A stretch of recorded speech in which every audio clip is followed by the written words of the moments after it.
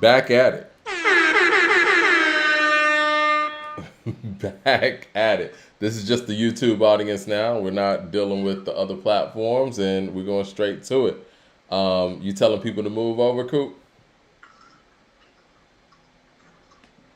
I'm about. Yeah. No, I'm telling people we're back up. Okay, cool. I don't see nobody coming in. All right, we got 2 people in here. We getting to it. But yeah, man. We're gonna get to this list, but I do think that there was a lot of great stuff that came from that conversation. Yeah, DeCarlo said we back. Cool. Let us know if we lagging or anything too. Yeah, I see people jumping in here. Man, Ecan, man, the updates. See, that's why I be scared to do updates, man, because even when they say something is like 4.0, it's like when you actually put it into play, there's gonna be some bugs, man. So are we back? Everybody is good. They say we back. We sound good. They got the notifications. Okay, cool. Everybody salute. Everybody back in here. But yeah, I think the thing about Dre is the fact that what he does from a traditional stance of production is so different than his counterparts that it looks like he's doing something that gives him an advantage over them, but it's really not that. You know what I mean? Like, all hip-hop producers should actually be doing that. Okay, they said no lag. Cool. I mean, imagine if the Premiers and Pete Rocks, the Dillas, the Q-Tips. Imagine if Q-Tips specifically had a team of guys that he called on in that way. You know what I mean? Like, not only would you get the Low End Theory and Midnight Marauders, but you would get that continuously on and on and on. And I think that that's kind of what Uma was with him, Dilla, Ali Shaheed, and who else is in Uma? I think it was them 3. I feel like it was somebody else. I think that's what that was supposed to be. But see, Dre is the band, basically, like you said in the previous episode. And I think everyone's kind of trying to do what he has done. And it's kind of back to that rapper MC conversation. I feel like, and I'm just saying this is just my opinion, I feel like some producers who don't have the access, resources, and personnel that he has try to find a way to shame him because they don't have that. You know what I mean? There's some gravity to that. You want to know what, Mike? I got a sidebar right quick. Go ahead. Somebody DM'd me today, and this is personal and this is petty. I'm not a neighborhood local rapper, Cali Peach. That's for Cali Peach, who made it a point to call me a neighborhood local rapper. So people be getting at you on the DMs? Local neighborhood rapper is what I was called today. That's what I'm going to start using. That's going to be our new term of disrespect on here. Be like, oh, it's just a local neighborhood rapper. Did you see? I saw this clip somebody sent to me. It's another sidebar, and it kind of goes with that. Rick Ross was asked, like, would you rather be an independent rapper or independent artist or major artist? If he could do it all over again. And he said major artist, and it made me think that there aren't any real perks to being an independent artist when it comes to legacy and impact. And when we talk about the impact on the game, it feels like the independent artists don't even get considered because you can't be an independent artist and have impact in this game. Mike, apparently not, because like Cali Peach stated, apparently, even though we have over 1 million followers and on every streaming platform, I was still local neighborhood rapper. Yeah. Dame 252 with the super chat says, any opinions on Styles P new project? I like it. I know you and I were talking about it earlier. We're going to talk about it. Jay Shaw with the super chat says, I think that it's the credit part, Mike. Dre doesn't give credit, and only a few of those artists and producers who helped him didn't blow up.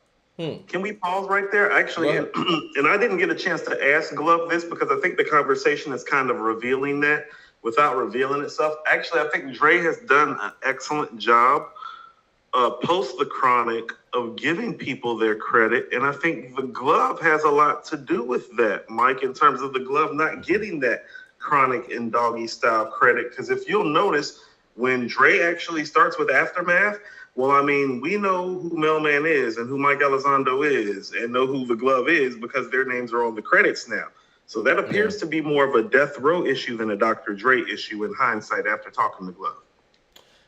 I see people saying Doom, Tech 9, and Marciano clearly for, impact. And I think that's for the heads, we know. But for the pedestrian hip hop listener, they don't know these individuals as we do. You know what I'm saying? And yes, and let's just keep it all the way a buck, guys. If Doom did sign to a major at any point in his career, then with the material he was making and the way he approached things, people would know him in that way. Like pedestrian hip hop fans would know him. But that's what I keep trying to tell y'all when I be like, I like Doom, but it's not like that. Yeah. Like if you were to put him in this mixer, so how about this? You take somebody like a Styles P who just did another dope project and who we're going to talk about. Yeah. Like Doom's not going to beat Styles on this list. Like he's not where. Yeah, it's hard to really, match up. Maybe on albums, but that's about it. It's hard. Where's he winning? Because the thing is, whether we like it or not, a lot of these things in hip hop are gauged on, the gravity of the records. We talk about records like Shook Ones, Cream, and stuff like that all the time. And when you're an independent artist, your legs are kind of cut, underneath you to have songs that have that level of impact. You know what I'm saying? Like, it's very difficult for what's the grinding for the independent artist? You know what I'm saying? Like, it's very tough to have everybody jamming to your shit when you're independent, unfortunately. You want to know what? I think the closest thing that we saw to it, and this is what I mean about how rap changed and grew so fast and we witnessed it. I think the last song that you could say that about is probably Protect Your Neck, Mike. I don't know if that was even independent at that time. No. It was independent that summer, and it was getting on radio before they were on loud. Well, I know that they went to Stretch and Bobbito's show, which was pirate independent radio of that day, and it's kind of a different time in that way where you actually had people gravitating to pirate radio for the underground jams. And back when DJs got like a level of gratification of having a record that other people didn't have. You know what I'm saying? I think you were talking about it with the Glove, where it's like DJs it was a thing for DJs to play a record that other people didn't have. We don't have those kind of DJs now. Now DJs are playing whatever record everybody else is playing. Because the DJ don't have no nuts. But I'm just saying it's a different climate and it's very hard for a Protect Your Neck to surface in that way now. You know what I mean? Just because, your vertebrae still exists. So it's like, no, that's what I mean. People be out here making choices and they make, what it really comes down to is that, guys like the Glove used to make the hard choices for us. You know what I'm saying? And now these dudes is taking the easy way out. And we can try to sugarcoat it and frame it like any way we want. Specifically in hip hop music, the DJ is such a conduit and such a conductor of so many things that the quote conductor's tagline, it's like, well, conductor, we have a problem. Eric Terrell with the super chat says, if Gordon Ramsay used another chef in his kitchen, is it still his food? Because it's his restaurant and his recipe is Dre's kitchen and it's his food. It's a good example. That's actually very apropos, Mike. There are plenty. We live in Atlanta, which is a foodie city. There are restaurant groups and names and restaurants that have people's name on them who rarely even step foot in those places. Right. Jay Short with the super chat says, would you guys consider Master P and No Limit independent artists? If so, that's the biggest one I can think of. No, you had a situation where even Master P had to go get distribution with priority. Even though he got the best deal ever, but again, that's because he was able to put up 85% to their 15%, and he still needed priority. That's I'm what about I'm to saying. say, you can look at him like Ghost, you know what I'm saying? But like, he still needed distro. Yeah. Still needed distro. It's like you can be Ghost and need distro, you know what I'm saying? Yeah. I mean, Yeah. at the end of the day, and I think especially in this time, it's not like music actually sells, right? It's not like we're in a It's so time where disrespectful. people You could. said that SZA out here busting everybody's head open, including No, Taylor no, I Swift. feel It's what like you're you can. saying. What I'm saying, it's not a. You talking about streams? I'm talking about hand-to-hand physical copies. It's not the day where you're selling records out of your trunk and you're getting Did you say $10 a hand to unit. hand? Of Yeah. course not, Mike. So for an independent artist, it's not a lot there. You know what I mean? No, you make. It's not the same. It's not like back in the day because Houston and Oakland was pumping because, E40, Too Short, they could just make an album, sell it out the and then trunk, sell cash sell out. it there. You can't do that now. You just can't. Like, I think there's some more fair middle ground we may be missing with that. well, I mean, there's show money, but again, Merch. there's merch. Yes, there's merch. But I think the merch is really like that middle area, right, where I think maybe like it connects and diverges, because it's like you got guys. It's like, well, why would you put your heart and soul into making this album that nobody's gonna buy when you can make more money doing shows for a couple records and selling merchandise of your product? It's like it kind of puts the music in a bronze medalist position, right, before you even make it to a major. right. Right. But you need to make the music to sell the merch too, though. I mean, yeah. But this is what I mean. But you don't have to make like these home run singles or have like a brand name, because Griselda's doing just fine off merch. But all of them signed deals, though. Did they not? Benny's with Def Jam. Yeah. And yeah. I mean, some sort of way.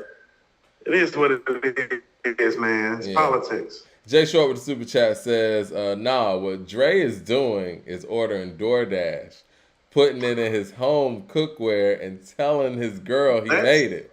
Came out of the kitchen. Came out of his kitchen, but No, we can't say that based on the stuff that Glove is telling us. CJ Kidd with the super chat says, tonight, Dead End Hip Hop is going to drop their track where all the guys spit actual verses. Will you check it out? Also, Coop, superb job on the Glove interview, sir. I can see the A2HH evolving already. Oh, yeah. Got a lot in line. Tonight, hold on. What is he talking about tonight? Where drop the track where the guys spit actual verses? I guess Dead End Hip Hop is doing something. Okay. Tell CJ to clarify that, because I'm a little lost on what he wants us to check out exactly. Okay. You know what?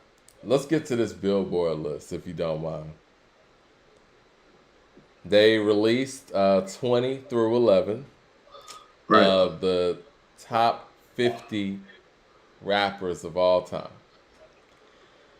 Rappers, MCs, however you want to call it, Big Daddy Kane's at 20. I mean, aren't you just happy that they were coherent enough to put him in the top 20? Like, aren't you happy he made the top 20 for them? Yeah, I guess so. We'll talk about it. Missy Elliott at 19. I want to read this because I'm a person that when Missy Elliott was really coming out with stuff and was in her prime, I like Missy. I was riding for Missy in ways where other people weren't. When it wasn't cool to ride for Missy like that. I'm not sure where this wave of new Missy adulation's coming from. I dig it. I think it's, to a certain extent, a little bit overboard, but I get it. I mean, by the way, she has been nominated for the Rock and Roll Hall of Fame. And again, I love Missy, but over Snoop Dogg, I can't co-sign that. Eric Terrell with the super chat says, Rakim should be top 10, but should be behind LL Cool J. Be behind LL Cool J, who was top 5. I say this because of the song I Need Love. It's a game changer. one of the most game-changing songs in rap. Said one of the most game-changer songs in rap. Yeah, I got you. All right, so this is what they say about Missy, because I really want to delve into this because we're getting close to the top 10. I think that this 20 through 11 is probably more interesting than the top 10 because we know who's left now. So they say one of hip-hop's most creative visionaries, Missy Elliott, began honing her skills as a rapper, singer, songwriter, and producer as a member of R&B/hip-hop collective Swing Mob in the early 90s with her childhood friend, producer Timbaland. After collaborating on projects with Aaliyah and others, the pair focused their attention on Elliott's solo career, beginning with her arresting 1997 debut Super Duper Fly, while turning heads with the singles The Rain, Hot Boys, Get Your Freak On, Work It, the acclaimed album The Real World, Miss E So Addictive and Under Construction, This Is Not a Test. She crafted a unique, futuristic, funky, and totally unique style of hip-hop that found her rhyming, singing, scatting, or doing whatever the beat might spontaneously spark. Lyrically, she pushed hip-hop boundaries regarding female empowerment with fearlessness that also embusses her innovation and still influence music videos. In 2020, Elliott ranked number 5 on Billboard's Top 100 Greatest Music Video Artists of All Time. What are your thoughts about Missy being so high here? I wouldn't have her on this list because I've always told you I wouldn't identify her. What she brought to the table was so unique unto itself that it is hard to classify her as a rapper or a singer. She is a true hybrid. It's kind of like Future and how I feel about Future. Like, it's very difficult. Except the music is more creative and better and more genre bending and pushing. Like, Future's doing something like different. Well, I mean, I guess that depends on who you ask. Different. I guess that depends on who you ask. But I feel what you're saying. I mean, if you think that Missy and Future's creative license are the same, I don't know what to tell you because it's not like the same level. That's what I mean. And creative license matters in a field of arts. I understand what you're saying, but like I said, I think it depends on who you ask. You know what I mean? Like, if you grew up in Missy's era, you're gonna feel that way. If you grew up in Future's era, you're gonna feel that way. I mean, I can't say who's more creative. Future basically changed the way everybody does everything from his start forth. I mean, he has way more kids than Missy does. I'm just saying, I can't, I'm not going to say one is more creative than the other. Again, I saw the whole Missy thing at my most impressionable moments, yes. But if I grew up in the Future era, I probably think opposite, We're living through both. I'll say it. Missy's more creative. We're not living through, but we're living through both, but we're not like teenagers through both. See, you know what I mean? Like, it's different. It's different. Okay. It's different. Let me ask you because somebody who was our let me ask age, you something, Mike. Let me finish real quick. Somebody who was in their 30s when Missy came out, they would say she's whack. I remember it. Mike, let me ask you something. If I were to ask you what Missy's most innovative song was, you would have to take time and think about it and parse through the songs in your head and actually come up with an answer. If I asked you Future's most innovative song, Mike, you couldn't think of one because it's not that innovative like you keep saying. I don't know about that, bro. Then go ahead. Let's go. Let's see you do it. I don't know about that. What's Future's most innovative song? And I want you to understand how the creative license is different once you give me an answer. It's so many. Like, he has... give me some examples, Mike, of some innovative songs I would say Shit at the same damn time. I would say Sup Mate. I would say Codeine Crazy.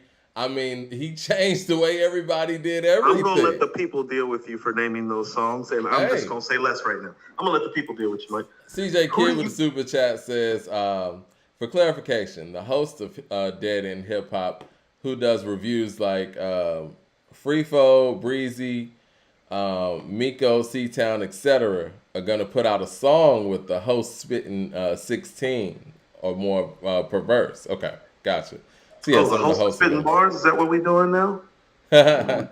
I would love to get in on that. LP with the super chat says, just like Rolling Stone, these people value alternative hip hop over true hip hop. No way Missy and some of these other cats should be rated higher. Shaking my head.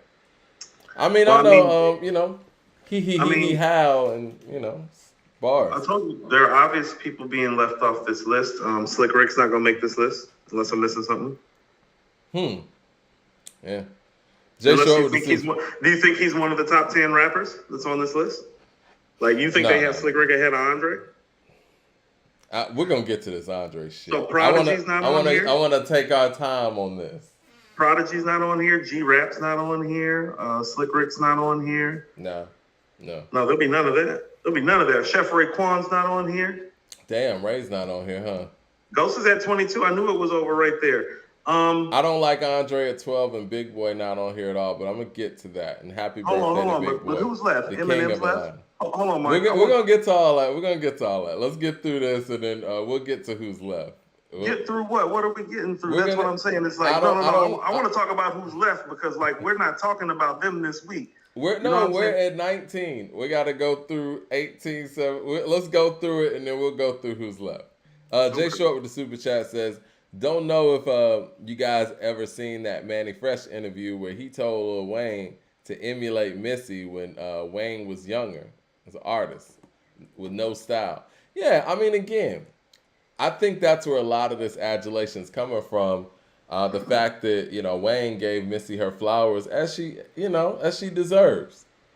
But again,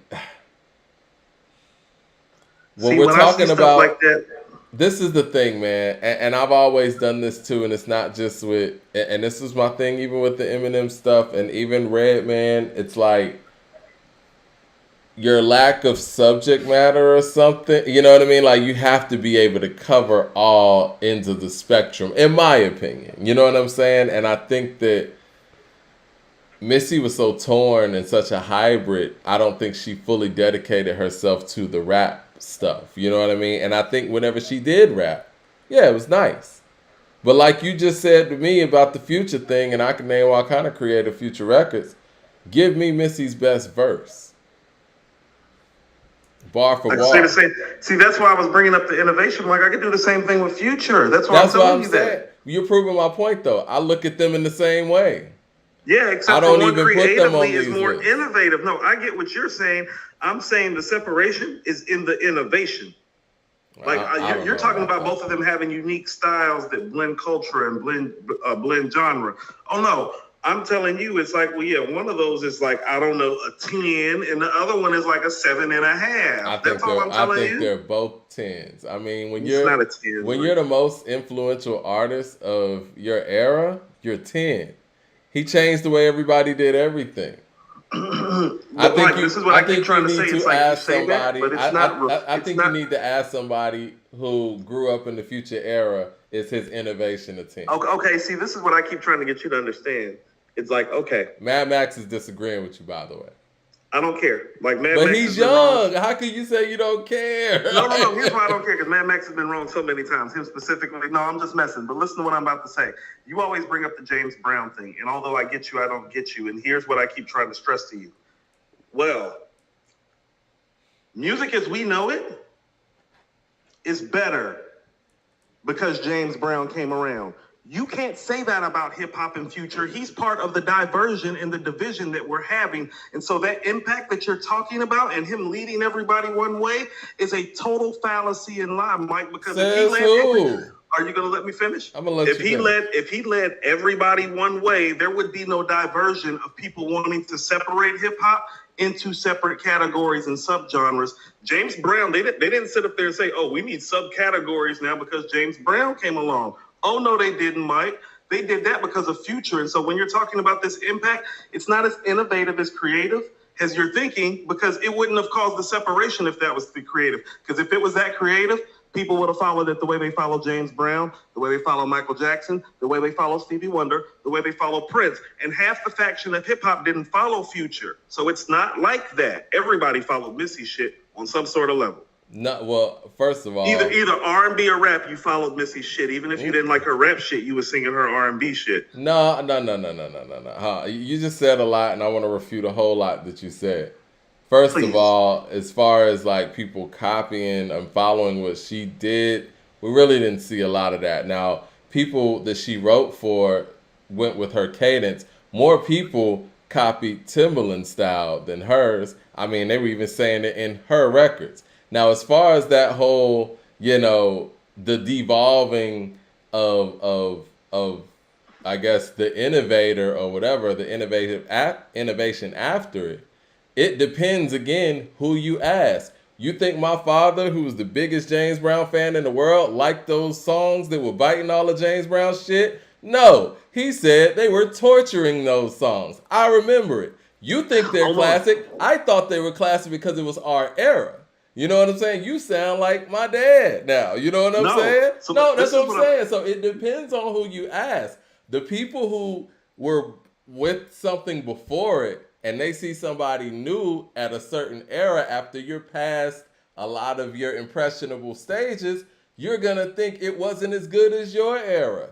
Just like I said, my dad loved James Brown, but when he heard people using James licks, James's drums and all that, he was like, what is this shit? But to us, we thought it was innovation, right? But Mike, this is exactly what I'm talking about. You talking about the beat. You ain't talking about the artist. I'm talking about all of it. No, you're not, Mike. You're talking about the beat. You literally just said drums and kicks. I'm just talking about all of it. I'm talking about the whole composition. People like follow James Brown, Mike. You should have heard like music. You should have been in the car when we heard Big Papa for the first time, and they're sitting here using the Isley Brothers Between the Sheets. My dad's like, butchering these songs. You know what I'm saying? And that's what it is. Like, the era that heard the original is going to feel that way, and that's cool. But you're doing the same thing with Future. You're not even considering what Future means to the era that he actually impacts.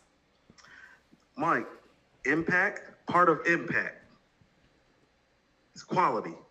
Again, when you put quality, it depends on who you ask. No, Mike. In order to musically create an impact, the quality has to hold up. And so when you put him in a breath with James Brown, like, nah, because it's not holding like that.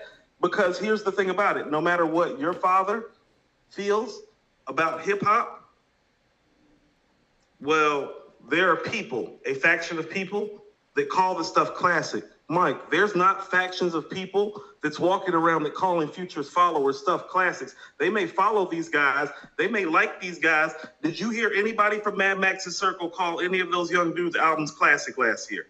No, because they know that it wasn't classic, Mike, or Mad Max would have been up on the show talking about how we needed to shed more light on these artists. They're not cracking like that. The quality's not there. The impact can be found in the quality of hip hop, and it stood the test of time. So now. you didn't see Lil Uzi out there with the Philadelphia Eagles, and you don't hear people saying that Juice WRLD to legend. You don't see the Juice WRLD.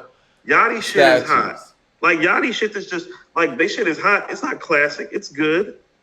Let me get to these super chats real quick. LP with the super chat says, it's just good. LP with the super chat says, these lists are being created by trendy W people who value weird sound effects and space noises over soul samples and breakbeats.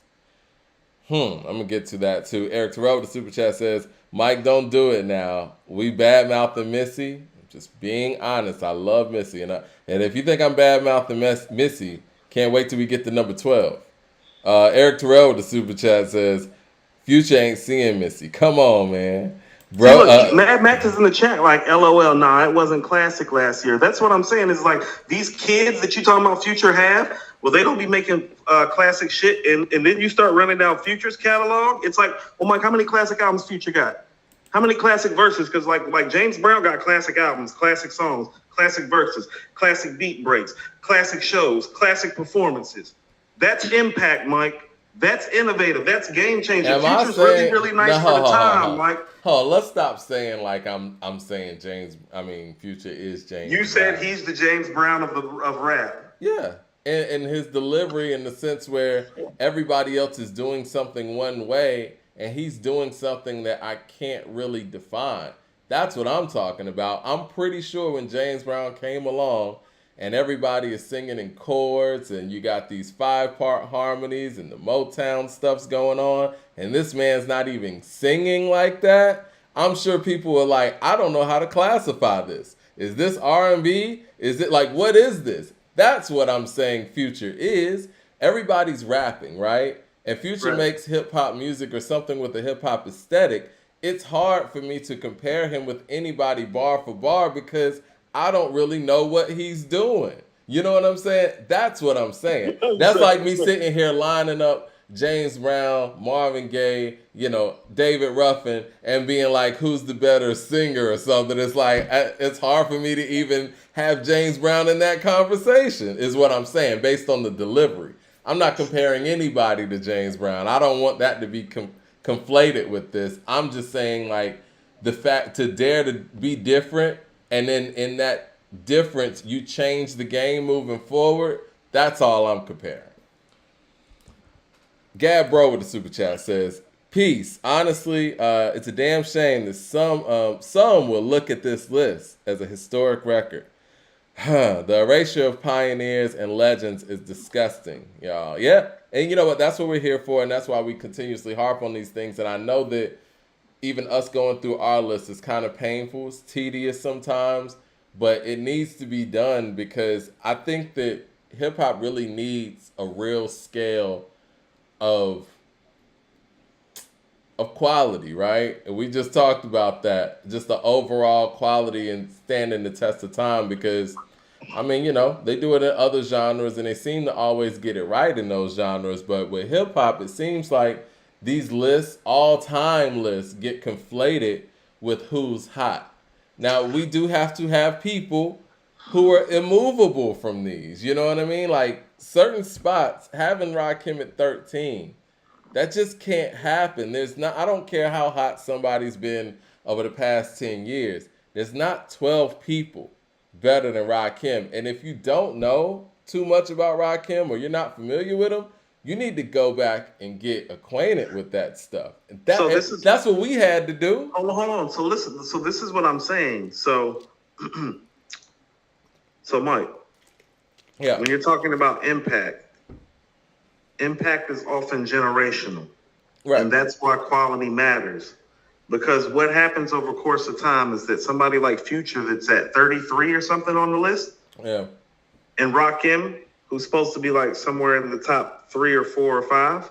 Well, Rakim starts sliding back and Future starts moving up. Mm-hmm. And eventually Rakim ends up at 18 and Future ends up at 19. And Mike, no.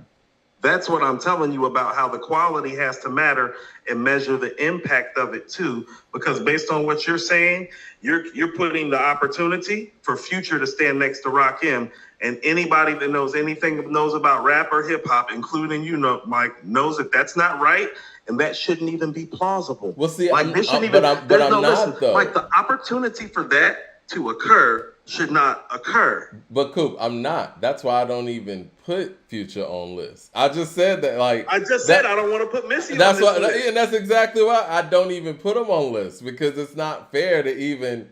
I can't match them up bar for bar with anything, and it's like I can't do it. That's what I mean. They don't deserve. Not like they don't deserve to be on this list, but they kind of don't deserve to be on this list. Yeah. Like, because even when I think about Missy, I think about little stuff like I think about the hook in the little bridge on Ladies Night, or I think about the verse on Can We Get Kinky. I think about, how she's fucking riffing on Beat Me 911. She got so many styles, dude. You know what I mean? She got so many zones.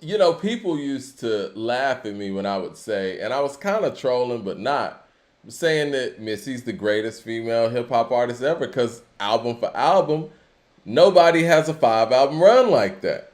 And people used to laugh. Everywhere. Huh? She got bangers everywhere. Yeah, and people used to laugh me out the room, and I was kind of trolling because, again, Missy's not really a rapper like that. You know what I'm saying? Like, she just made dope hip-hop music, which is cool. But I don't think that that's fair to the Kims, the Rod Diggers, the Lights of the world, the Queen Latifahs of the world that really rap and really make rap records. You know what I'm saying? Are you listening to what you're saying, Mike? Who really rap? Yeah. Rap? This is a rapper's list. Mm-hmm. That's what I'm saying. Like, but here's what I'm okay. Yeah, so yeah. Let me ask you something. Do you think The Rain is Missy rapping? Exactly. And what I was gonna say to that, and I'm gonna get to these super chats too. We're not ignoring y'all. We talk about 97 all the time. And the way that they wrote this, you would think that Super Duper Fly took over 97. We don't even mention that album when we talk about the albums that came out in that year. We had a conversation about who was the best rapper in 1999. As much as I love The Real World about Missy, we didn't even mention her. Because we don't look at her exactly, that way. We never did. Exactly. We look at Future as a rapper in the top 20, and to be in the top 20, you have to be thought of in that way, where it's like, you know, this, and this came out that year. Now, we did overlook Mos Def for 99, and I do think that, you know, there's some real consideration there, because Black on Both Sides is a banger. But I think really from a mainstream standpoint, Missy didn't hit stride to them, the others, until 2001 maybe, with Miss E So Addicted. And then when Under Construction, which I think is probably her best hip-hop album. But all the albums have their moments. I think there was a real focus on making a hip-hop album with Under Construction, though. Okay. Jay Short with the super chat says, Mike, Future can't write a 1 in a million or make it hot. Those aren't rap songs, but Future's not Missy level. Future's different, not creative. He wrote Drunken Love, though. That's not 1 in a million level. That's the whole point, Mike. That's what I'm saying. All I'm trying to tell you is that creatively, if you're talking about a creative license level in terms of how somebody's operate, hey, Mike, most people can't even reach a 7.5 or an 8. So that's actually giving Future high praise. Missy some other shit, Mike. It's some other shit. She has Timberland, too. 36 Chambers with the super chat says, competition and MCs were better in Missy's era than Future's. And that needs to be taken in consideration. I love Future, but Missy 100% stop this. Well, you know, it's funny that you guys say what you say about Magoo as a rapper, and you say what you say about Timberland as a rapper. Now she had high competition. Come on, guys. It's very problematic that you brought Magoo in here, Mike. That's who she rhymed with. Y'all talk about competition, man. It's shady, Mike, what you just did. I love Magoo. I love Magoo. Q-Tip, that's why you love this Magoo. Is what people like say. Rapper. No, Talib Kweli got on his podcast and said that Magoo's a whack rapper. That's what he said. I don't be saying. Truthfully, one of the first albums I bought with my own money was the Timberland and Magoo album. Yeah, I fuck with them. But people say Magoo's whack. Yeah, people say Magoo's whack. But now people want to say the competition she was around. Y'all are wild. 36 Chambers with the super chat says, Mike, the way your father hated 90s hip-hop is how certain fans feel about Future. That's where the term mumble rap comes from. First of all, the mumble rap term comes from an old head. I think it was Ebro who came up with the term mumble rap. They didn't call themselves that. You know what I'm saying? No, it was meant to be shady and disrespectful. Yeah, exactly. Like, that's an old head. That's an old head commentary on the innovation that young people are doing. I'm not saying it's not innovative, Mike. I'm saying it's not Missy. Again, that's because I can go karate. That's like my dad. That's like me telling my dad, like, "Yo, this Biggie is innovative." He's like, "This ain't the Osley Brothers, though." You know, he said. No, it's not that, Mike. It's got soul to it. It's funky when he screams on the mic. Let me finish the super chat. He says, that's where the term mumble rap comes from. And that point from Future, since his appeal isn't universal like that. What you mean it's not universal? Come on, man. That's just not true. Get to the next person. No, just go to the next person. That's not true. We're going to be on Future and Missy all day. I think we're going to have to agree that Future and Missy both don't belong on this rapper list. Yeah. I think we agree on that all because what they really don't provide is that core hip-hop rap aesthetic to pass this test. Yeah. And neither one of them are James Brown. Keep it moving. CJ Kidd with the super chat says, sidebar. which Woo Cream song is better, Cream or Ice Cream? I like Ice Cream. I'm going with Cream. I think Cream's the better song, but I personally like Ice Cream better. You think the Beat the Ice Cream is better too, correct? I do. Okay. But I know that's an unpopular opinion. All right. Ice Cube at 18. Houston, we have a problem. Yeah. We have a problem. big problem. We got a problem. Go ahead, Ice Cube fan. Go ahead, bigger Ice Cube fan than me. I want to see what they say. The first thing I thought, Mike, this is what I mean about how I wanted to talk about the first 10. The first thing that I thought of when they put Ice Cube at 18, and I was like, do not tell me that Kendrick Lamar is better than Ice Cube. I don't believe you, and you don't have enough evidence. Kendrick Lamar is better than Rakim, too, as far as they're concerned. This is what it says, all right. Told you, feel like the 80s and crack back again. I don't know what type of drugs people are using now. It's some special shit going around. All right, so they say before Ice Cube, born O'Shea Jackson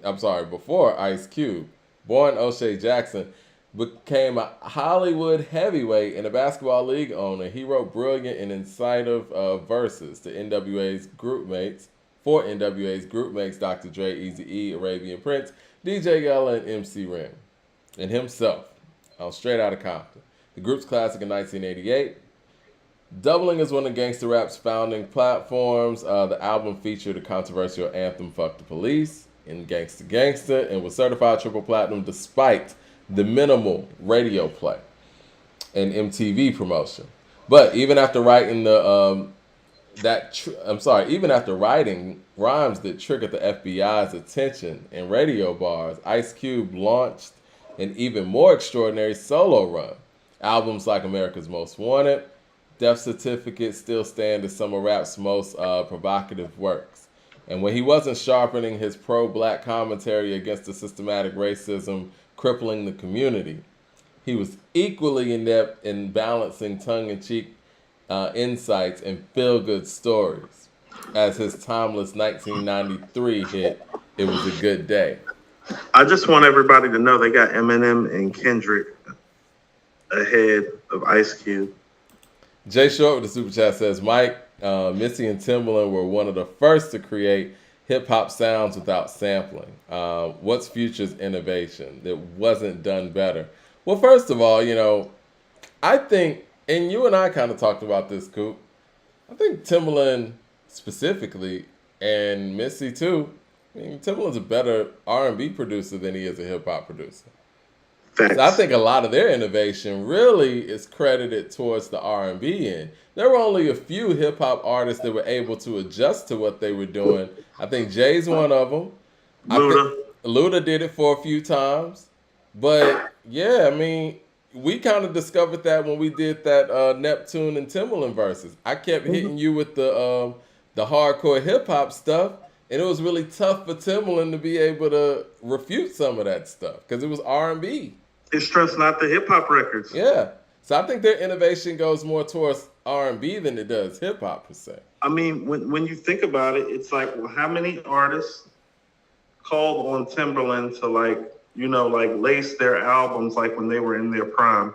Like, you know what I'm saying? And how did those results turn out? Because it's like I told you, I'm not playing You Owe Me and You Won't See Me Tonight in no damn Timbaland verses. And Timbaland did sample. Not about the kids. Big Pimpin's a sample.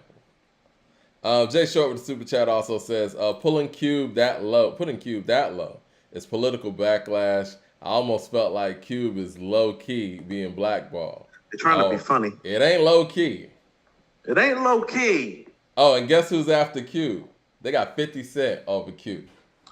Very problematic. I got love for 50, but 50 himself, 50 himself would be like, come on, man.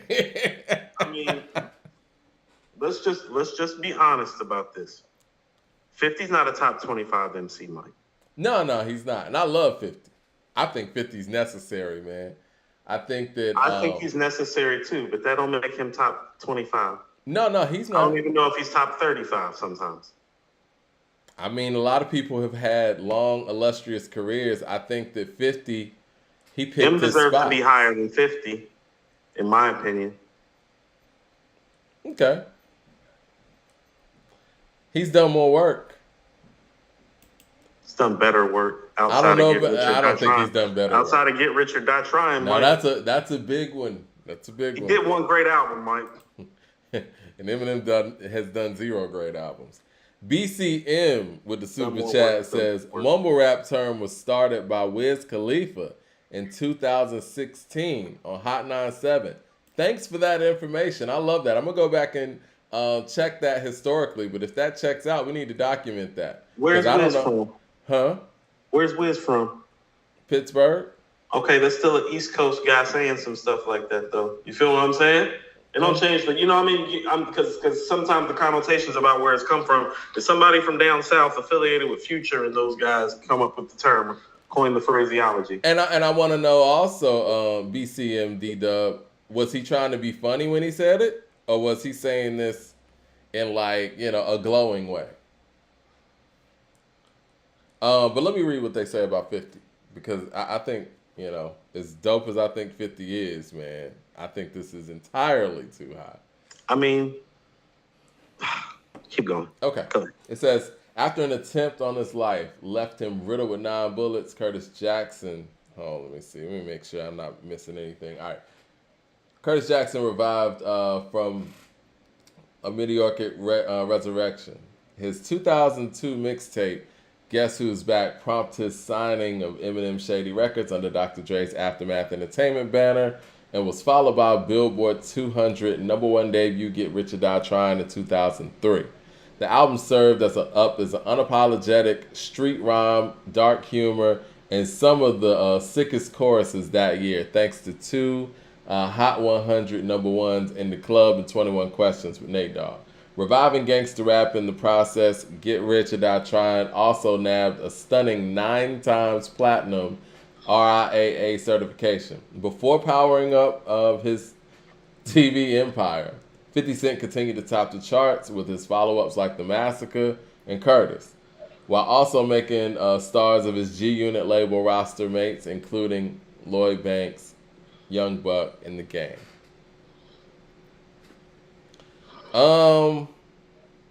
He had a great era. He had a great run. I think what he did for those artists, incredible. But I think even in that little paragraph, it could show that the time span was, small, especially in relation to somebody like an Ice Cube, whose career spanned over a long duration. One's Bundy with the super chat says, most people would say that Wayne influenced a whole generation, but a lot will argue that Chief Keef had a bigger influence with less work. Same with Missy and Future. You know what? Chief Keef's another one of those. 100%. All right. So that was a little wild. Scarface. But you and I called 50 last week. We said 50 was going to make in the top 20, I guess, because we hadn't seen it yet. When we started looking at how the list was going, we could start tossing people. I told you, when we got that KRS and all that right there, I was like, okay, so there'll be no Prodigy, no Cool G Rap, no Cameron, no Big L. Oh, yeah, Cam, man. Damn, Cam not top 50? Mike. Jeez. Raekwon the Chef didn't make the top 50 list. Ray? Ray didn't make the top 50? Is Slick Rick on this list? I'm going to say it again. Did Slick make the list? I'm going to have to go back through it, but I don't think he is. So let me get this straight. This list doesn't have any Slick Rick on it. It doesn't have any Prodigy on it. It doesn't have any Cool G Rap on it. It doesn't have any Raekwon on it. Yeah, and this is why we're here. I would intentionally take this list outside and piss on it, even though all the toilets in this house are functioning fine. I would do it in front of the neighbors and everything, just so they understood how upset I was to just piss on the list. Scarface is 16. I should still piss on this list because that's too. Having Scarface and Ice Cube at 16 and 18 is letting me know that they're out of touch, Mike. J. Cole. These are people who were involved on this list, quite frankly. And this is what I mean. People always talk about how, there are too many old heads. No, there are too many young heads who don't know their history trying to rewrite the history. So when you put Ice Cube and Scarface and Rakim right here in this grouping What you're telling me is that you're under 35 and you might not know what the fuck you're talking about totally, which is why when people start talking like about pre-85, we shut the fuck up, don't we? True. And I want to talk don't about... Don't we shut the fuck up when we get outside of a range of us really being able to know and understand and be like, no, of we need course. to consult somebody like that. We need to do a legends list because we really can't speak on it like that because we don't know it like that. Right. And what I was going to say, though, we're going to talk about even that episode we did, what was that, Friday, with the Kendrick Lamar stuff and how he was sliding. And I heard some concerns that people had out there. You know, I was listening to y'all on Twitter, and I want to consider all of those things. And I want to the bottom line is I want to make sure that we get this thing right. You know what I mean? I don't want this to look biased on any levels, you know. I'm tired of the Kendrick stands, Mike. I understand what you're saying. But, you know, we'll put it all in context. We'll put it all in context. I don't want it to come across as, you know what I'm saying, we hating on Mike, we're not hating. He was borderline top 10 all time when he left 5 years ago, and then he dropped a piece of crap. So, slide. See, that's the kind of stuff that makes people feel like we're hating. How are we hating when that's what happened? He was borderline top 10 all time. Fact, right? You think he gonna win album of the rap album of the year Sunday at the Grammys? I hope not, because it doesn't. Because if he does, that piece of crap that you're saying it is, people are gonna throw that in your face and like, well, it won best rap album at the Grammys. Oh, how long did it take Nas to win a Grammy? Right, that's what I think of the Grammys. Okay, I'm just saying. That's what I think of the Grammys, and even the year that Nas won his first Grammy, Alfredo's better than King's Disease 1. And as a Nas fan and somebody who calls him the greatest MC of all time, I pulled up on this platform and said that because you want to know why? Alfredo is better than King's Disease 1. And it should have won the Grammy because if it goes to it's called Best Rap Album, right? Yeah. Well, I want the Best Rap Album in the category to win Best Rap Album, seeing how it's called Best Rap Album. I don't know what the fuck that is he made last year, but I'm tired of telling everybody that it's not good. I'm tired of everybody trying to convince me that it is good. Let's discuss the facts. When he left 5 years ago, which is now 6 years ago, he was borderline top 10. He made a bad album. Show me where you can leave your profession for 5 years, come back and not be up to par for even average level standards, not your Hall of Fame standards, but average level standards, and you're not going to slide. He's sliding because he ain't did the work, and the work that he just gave us isn't good. Stop taking up for him. I understand so tired what of people you're saying. taking up for him. Like, it's starting to piss me off how much people are taking up for him. The music's whack. We've all been there, Coop. I think that when an artist that you love so much and been waiting for so long to come back, when they come back with a piece of work, and there's some superb lyricism on there, people try to make themselves like the effort, to a level that maybe they shouldn't. This is how I kind of look at it. If you take his name and voice off of it and put somebody else there, do you feel the same way about the album? And, and we could say for Damn or, if that was Ab-Soul's album, I still feel like it would be as great as it was. If Ab-Soul just made this album, people wouldn't even really consider it. You know what I mean? But since it's Kendrick and, we have an affinity for Kendrick, we want to make it sound like it's album of the year. It wasn't, for such a heavy year of 2022.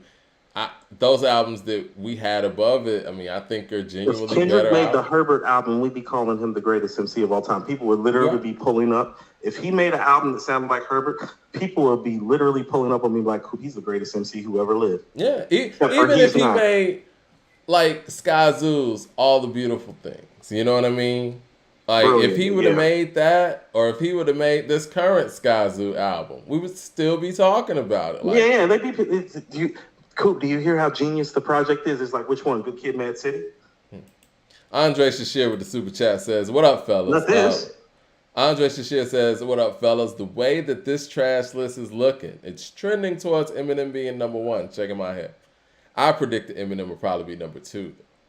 I think Pac's going to be number one. Good. Black History. Because I know Nas ain't making number one on this list. No, Nas might be number 9.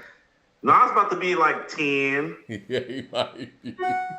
If you got Rakim at 13, and we're going to get to that. DeCarlo with the super chat says, Kendrick should still be borderline top 10 because the only rapper that's even in his lane that put out work worth mentioning is Nas. Did Nas go down when he put out Mid? Yes. The answer is yes. Hold on, the answer is yes, and actually documented on the takeover by Jay. Yeah, the answer is yes. Mad Max to the top super. 10. Hold on, Mike. What did he say? What did he say? Went from top 10 to not mention at all. That's what he said. That's what Jay-Z said. And he was higher than 10. Yeah. And then top 10. Yeah, it's true. So this is what I'm talking about, how too many young people making this list that don't know the history. Like, the people talk about Nas that way. The fuck they did. Yes, they did. Mike, I almost got into some fist fights about it. I was there. I was physically there when that happened. Yeah, that happened. They're like, yo, your boy, that's your boy. Mike, Greensboro, North Carolina, you know how many people rolled up on me and was like, yo, so that's your boy? After Nostradamus, you heard your boy, right? Lord. It's an epic episode, y'all. Thumbs up in the chat, man, so we can get more people in here. Yeah, hit like and subscribe on the page. Niggas don't even know their history. Sitting up here talking about they didn't do Nas like that. Yes, they did. It actually got documented on a diss record that everybody talks about. It's called The Takeover. It's on the blueprint by Jay-Z. How much more publicity do you want of people saying that? Documentation. Mad Max of the super chat says, peep the global aspect of this list. It's not about the young people. It's about people from other countries who got into hip-hop through M. They're making the list not based on the country the genre was made in. You know, I think we saw something like that on Twitter where somebody was like, they brought up, I guess just the global aspect of something. I forgot what the discussion was. What we do have to understand, obviously, hip-hop is global now. But it's kind of like basketball, right? It's like the NBA. Yes, basketball is global. But the NBA is the NBA. And you know what I'm saying? And you could be a great player in Europe, but when you come to the NBA and you're a great player, it's a different level.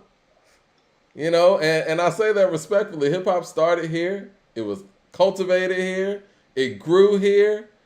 And this is always going to be the heart. I mean, American hip-hop is always going to control the narrative in that way. Not saying other people can't do it. And I think other people should do it. I think it's a beautiful thing.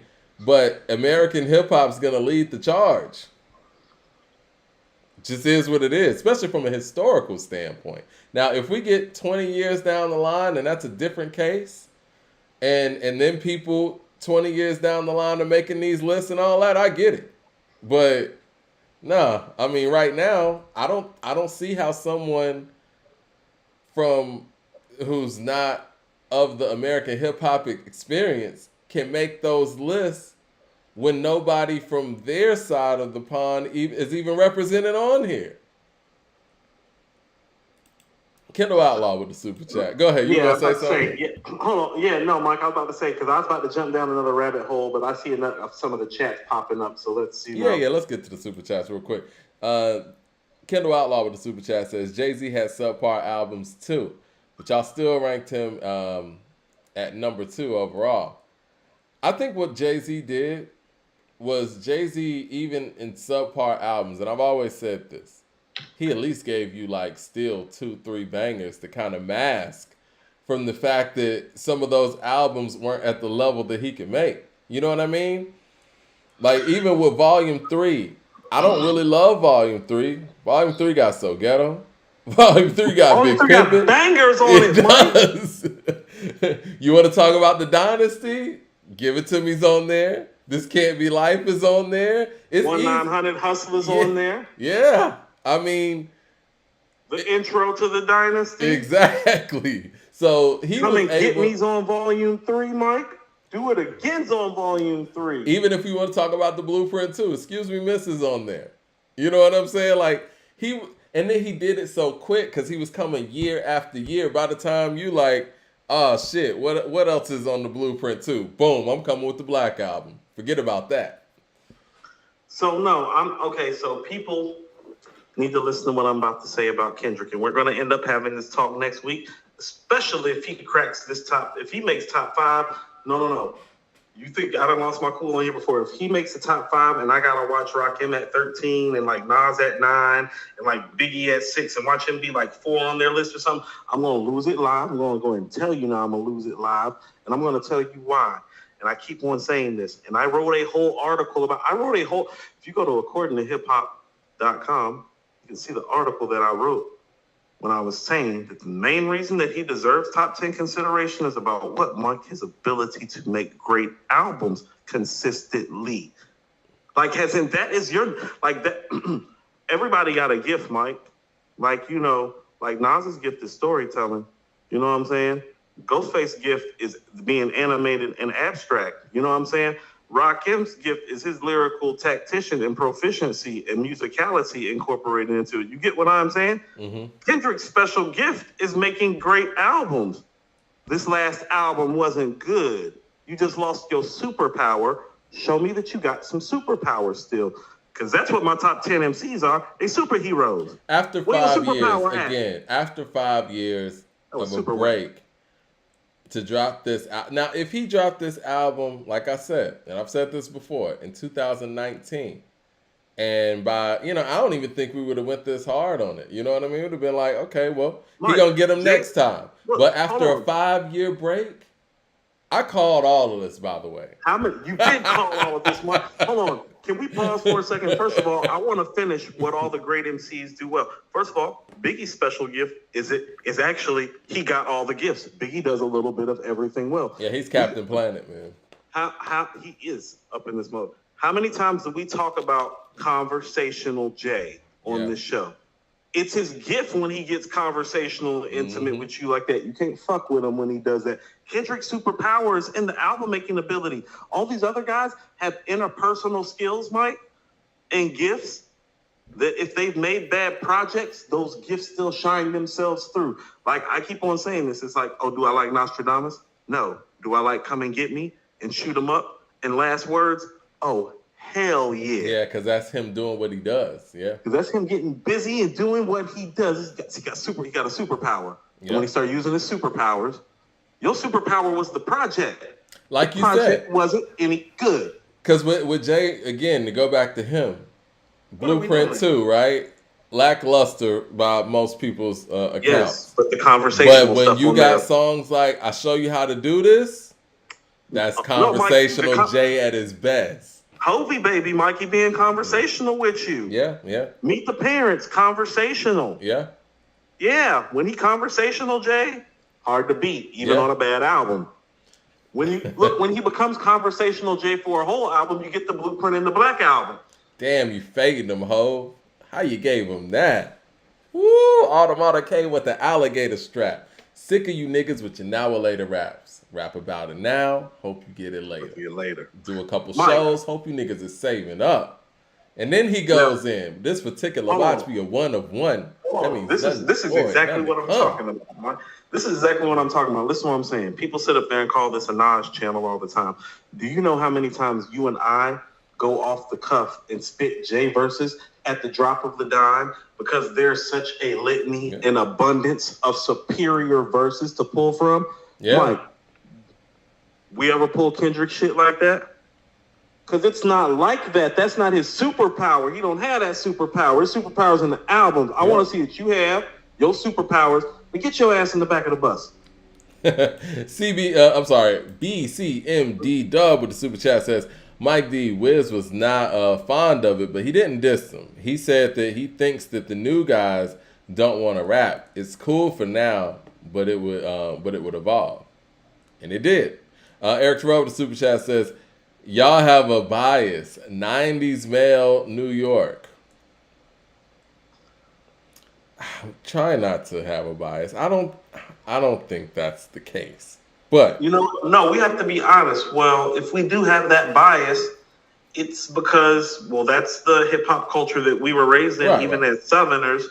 And if you want us to tear down some of those barriers, you have to provide us with information. That's why I told you it's like, talking the glove is changing my mind because I'm talking to somebody that's integral to West Coast hip hop history and important to hip hop history as a whole, that culturally is disseminating some things to me as an elder statesman, somebody more talented, more closer and behind the scenes is telling me like, nah, Coop, like this, like turn that camera a little bit and look that way.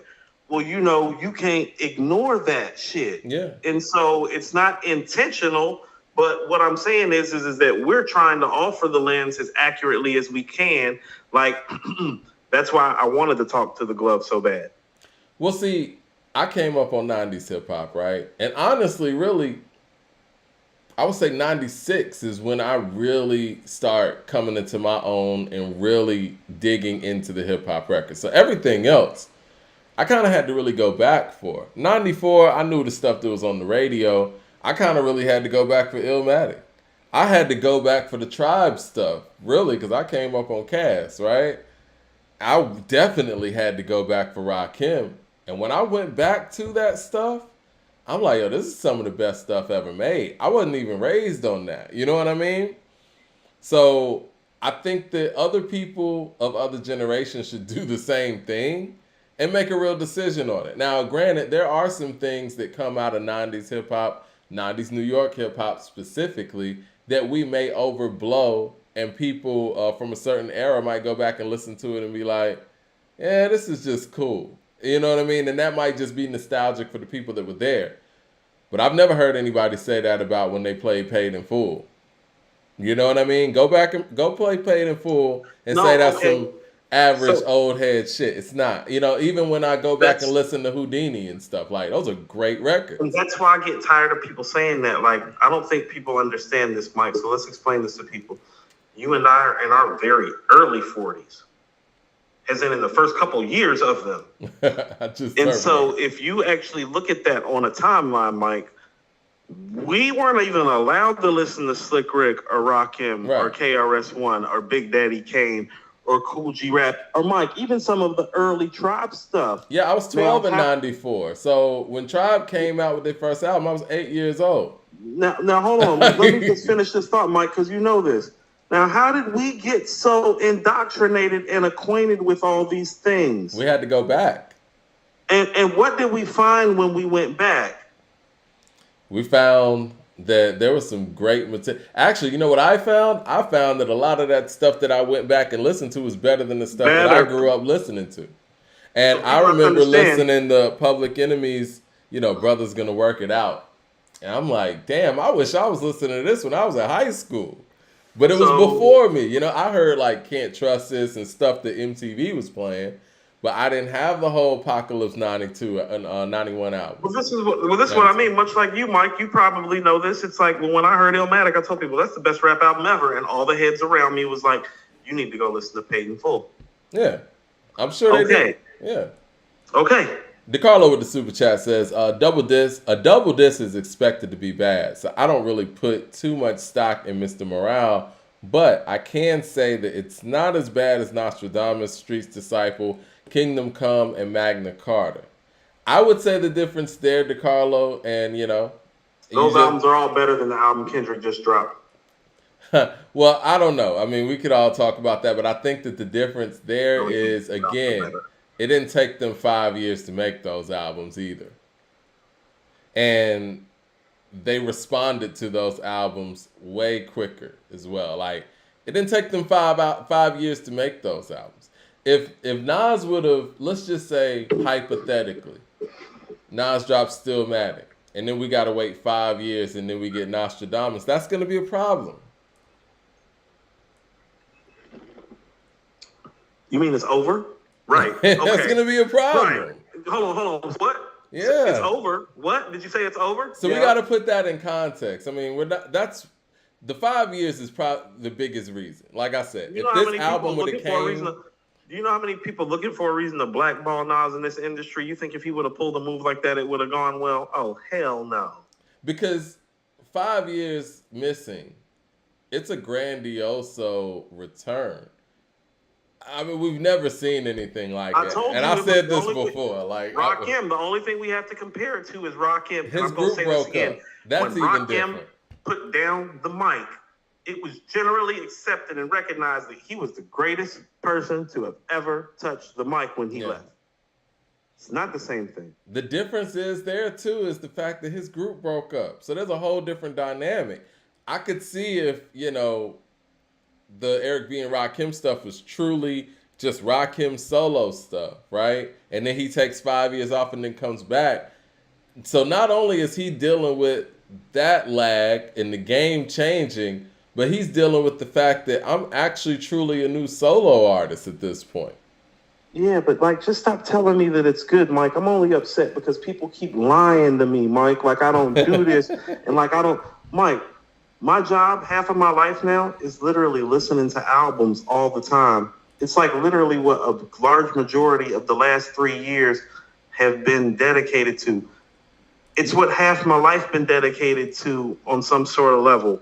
Stop telling me that this album is good. And like, stop lying to me. And like, you're if a Kendrick fan. If it was good, I'll tell you, you want to know what's great? Damn is great. Remember, Butterfly is epic. Good Kid, Mad City, some of the best hip hop you're going to find no matter what era. Yeah. That last album's not any good. I don't care how many of you stans or fans come out. You're not about to get me to pivot off of what I know, because I know what Paid in Full sounds like. I know what Illmatic sounds like, and the Aquemini, and the Infamous. Thanks to Glove, Doggy Style, The Chronic, 2001. No, it's not even, Mike. We don't even have to go there, Coop. We know what Damn sounds like. That shit's not even murder music from Mobb Deep. You understand? It's not even murder music. It's not Stillmatic. It's not, like, it's not even Life is Good level.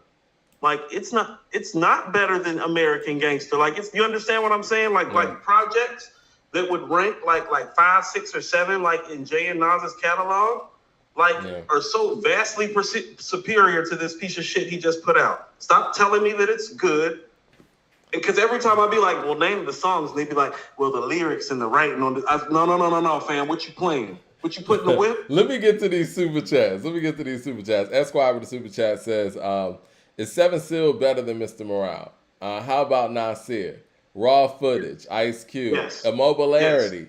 Mr. Morale is mid, but not enough to discredit 4 incredible albums right out the gate. 5-year break or not. Got Live from New York and Sneakers on it, Mike. We can't say 5-year break or not, Esquire, because again, the 5-year break is a factor. You know what I'm saying? Like, you took 5 years and you come back with this. None of those records that you mentioned, it was a 2-year break of all of them. And there were follow-ups there. And many of those records you mentioned, these guys had already been like 10 plus years into their career. Nasir, that's way down the line. Like, Nas is already solidified at that point. Mad Max in the super chat says, K Dot's albums are his superpower. More like how theatrical he is on Dot's albums are overrated to me. To Pimp a Butterfly got 5 or 6 skips. Damn got 4 or 5. Good Kid, Mad City got 3 or 4. Mad Max ain't feeling Kendrick like that. We get to these other super chats and we'll get back to this list. LP with the super chat says, what's wrong with thinking that 90s era hip hop is the best? If it is, isn't soul's best era in the 60s? Rock's in the 70s, pop's in the 80s, country's in the 60s. It's an objective observation. Music hits peaks. 90s hip hop is peak. I agree with that. I think that, to me, 70s, the best decade of music altogether. I could see the soul for the 60s or whatever. But yeah, 90s hip hop, I don't think album for album, any era's fucking with that. Like, I would love to match that up with anybody. What you want? Like, here's what, okay, so let me ask you something. Jay Short with the super chat. We need to kind of stay on task a little bit. Yeah, we're going to get back to it. Let me get to these super chats. Get to the super chats and get back to it. Jay Short says, you guys are right about not being there because my uncle still says Kool Moe Dee was the man back then till he went to commercial. People think LL was the only one out there. Yeah. I mean, I know people of that era. I know people of that era who still say that Kool Moe Dee beat LL. They just say LL had the machine. Esquire with the super chat says, and Kool Moe Dee's not on this list either, by the way. Esquire with the super chat says, so a 4.25 out of 5 is a bad album because that's what y'all rated Mr. Morale. which is personally closer to a 3.5 to me. I think we ended up changing it, but yeah. That's a nice try. That was the original rating that we gave. And we did a year-end show where we went and reviewed and re-rated everything, and it definitely did not get that. And this is what I mean. Let me say this again. That's the guy that made Good Kid, Mad City, right? In Section 80. And To Pimp a Butterfly and Damn, right? That's the same person?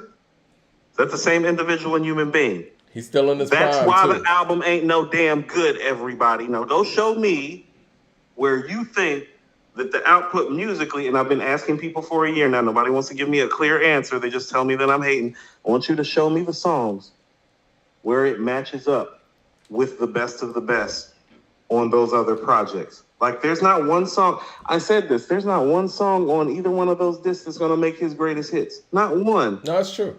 If Kendrick Lamar was to do a greatest hits right now, there's not one song on there justifiably that you would be able to put on there. If you did, you would be forcing it on there. You would force N95 Right. It would on sound there. so bad in relationship to those other songs. Like, you going to put, like, how about this? Go play Silent Hill and N95, and then go play Backseat Freestyle and Bitch Don't Kill My Vibe. Yeah. Right. Gab, Get your feelings hurt if you want to, and that's the best that album has to offer. Play That's Money why Trees the or album's something. not any good. Listen to what I'm saying. I want people to go play all you people taking out for Kendrick, go play N95 and Silent Hill, and then play Bitch Don't Kill My Vibe and Backseat Freestyle, and tell me that I'm tripping, because what you're going to find is musically, you don't want to know what the hell you talking about. Not me. Or They're Money. the two best records on there. Those are the two best songs on there, Mike. They're not even sniffing his top level. Yeah, and that's not even mentioning stuff like Money Trees. Like Gab, I said, it's bro. not even sniffing his top level. Money Trees is the top of the level. Yeah. Gab, Yeah. bro, with the super chat says, hell no, J. Cole is not better than Scarface. All right, well, yeah, so J. Cole's at 15. They got J. Cole ahead This is so of... depressing. They got J. Cole one slot ahead of Scarface. Who was at 17? Oh, 50 Cent. Yeah. Okay. J. Cole I'm at happy 15. Cole is so high for North Carolina. It's not accurate, but I'm happy for Carolina. I'm happy for the home team. And I like the fact that they actually gave two modern day MCs who were legends, which would be Cole and Kendrick, top 20 placement. Like, I do like that aspect of it. It's just like, I don't know, it's looking more like it needs to be 19 and 20. This Not is 15 the thing, and bro. like 4 like it's about to be. This is the thing, bro. Like, I do like the fact that, because I know when we were growing up, I always felt like people made these lists and certain people just couldn't be moved. So it made you feel like, well, shit, it doesn't matter what I do, they're not going to put me ahead of this person. Specifically, Tupac and Biggie, right? That was like the thing. That's still happening. It is on this still list. happening. Yeah, that's still about to happen. Even though I think that Nas and Jay have rightfully gotten positions over them, but back then it was like Tupac and Biggie. Who's the greatest rappers ever? Tupac and Biggie. You know what I mean? And it felt immovable. And I do like the fact that they're actually putting active people of a certain generation very high. But I do think that a lot of it's kind of unwarranted and not as deserved as it could be, you know. I hate to be the person. A little further. Like, I hate to be the person to say, read, but break it down for me. I hate to be the person to say not yet. But see, this is where we're at in hip hop right now. Hip hop is 50. So a lot of these guys are still going. And so they're ranking people high that are still in the midst of their prime when you have people who have gone through all different stages of their career. Cole and Kendrick haven't seen these stages yet, and I just think at this point, it just doesn't seem fair to be able to judge them up against a Scarface, a Cube, who's gone through so much in the career and still going through it. You know what I mean? Like, I don't know which level you can gauge and say that Cole should be at a higher spot than somebody like a Scarface or a Cube. Nice Cube. Now, if you think he's nicer and you like his music more, that's one thing. But if we sit there and look at the resume and we look at the different stages, it's just not fair to Cole to even really be matched up with them. You know what I mean? But No, I understand the inclusion. I love the inclusion, so people don't just look at the list like they look at our list a lot of times. Be like, oh, this is an old niggas list or whatever. But you got to be accurate.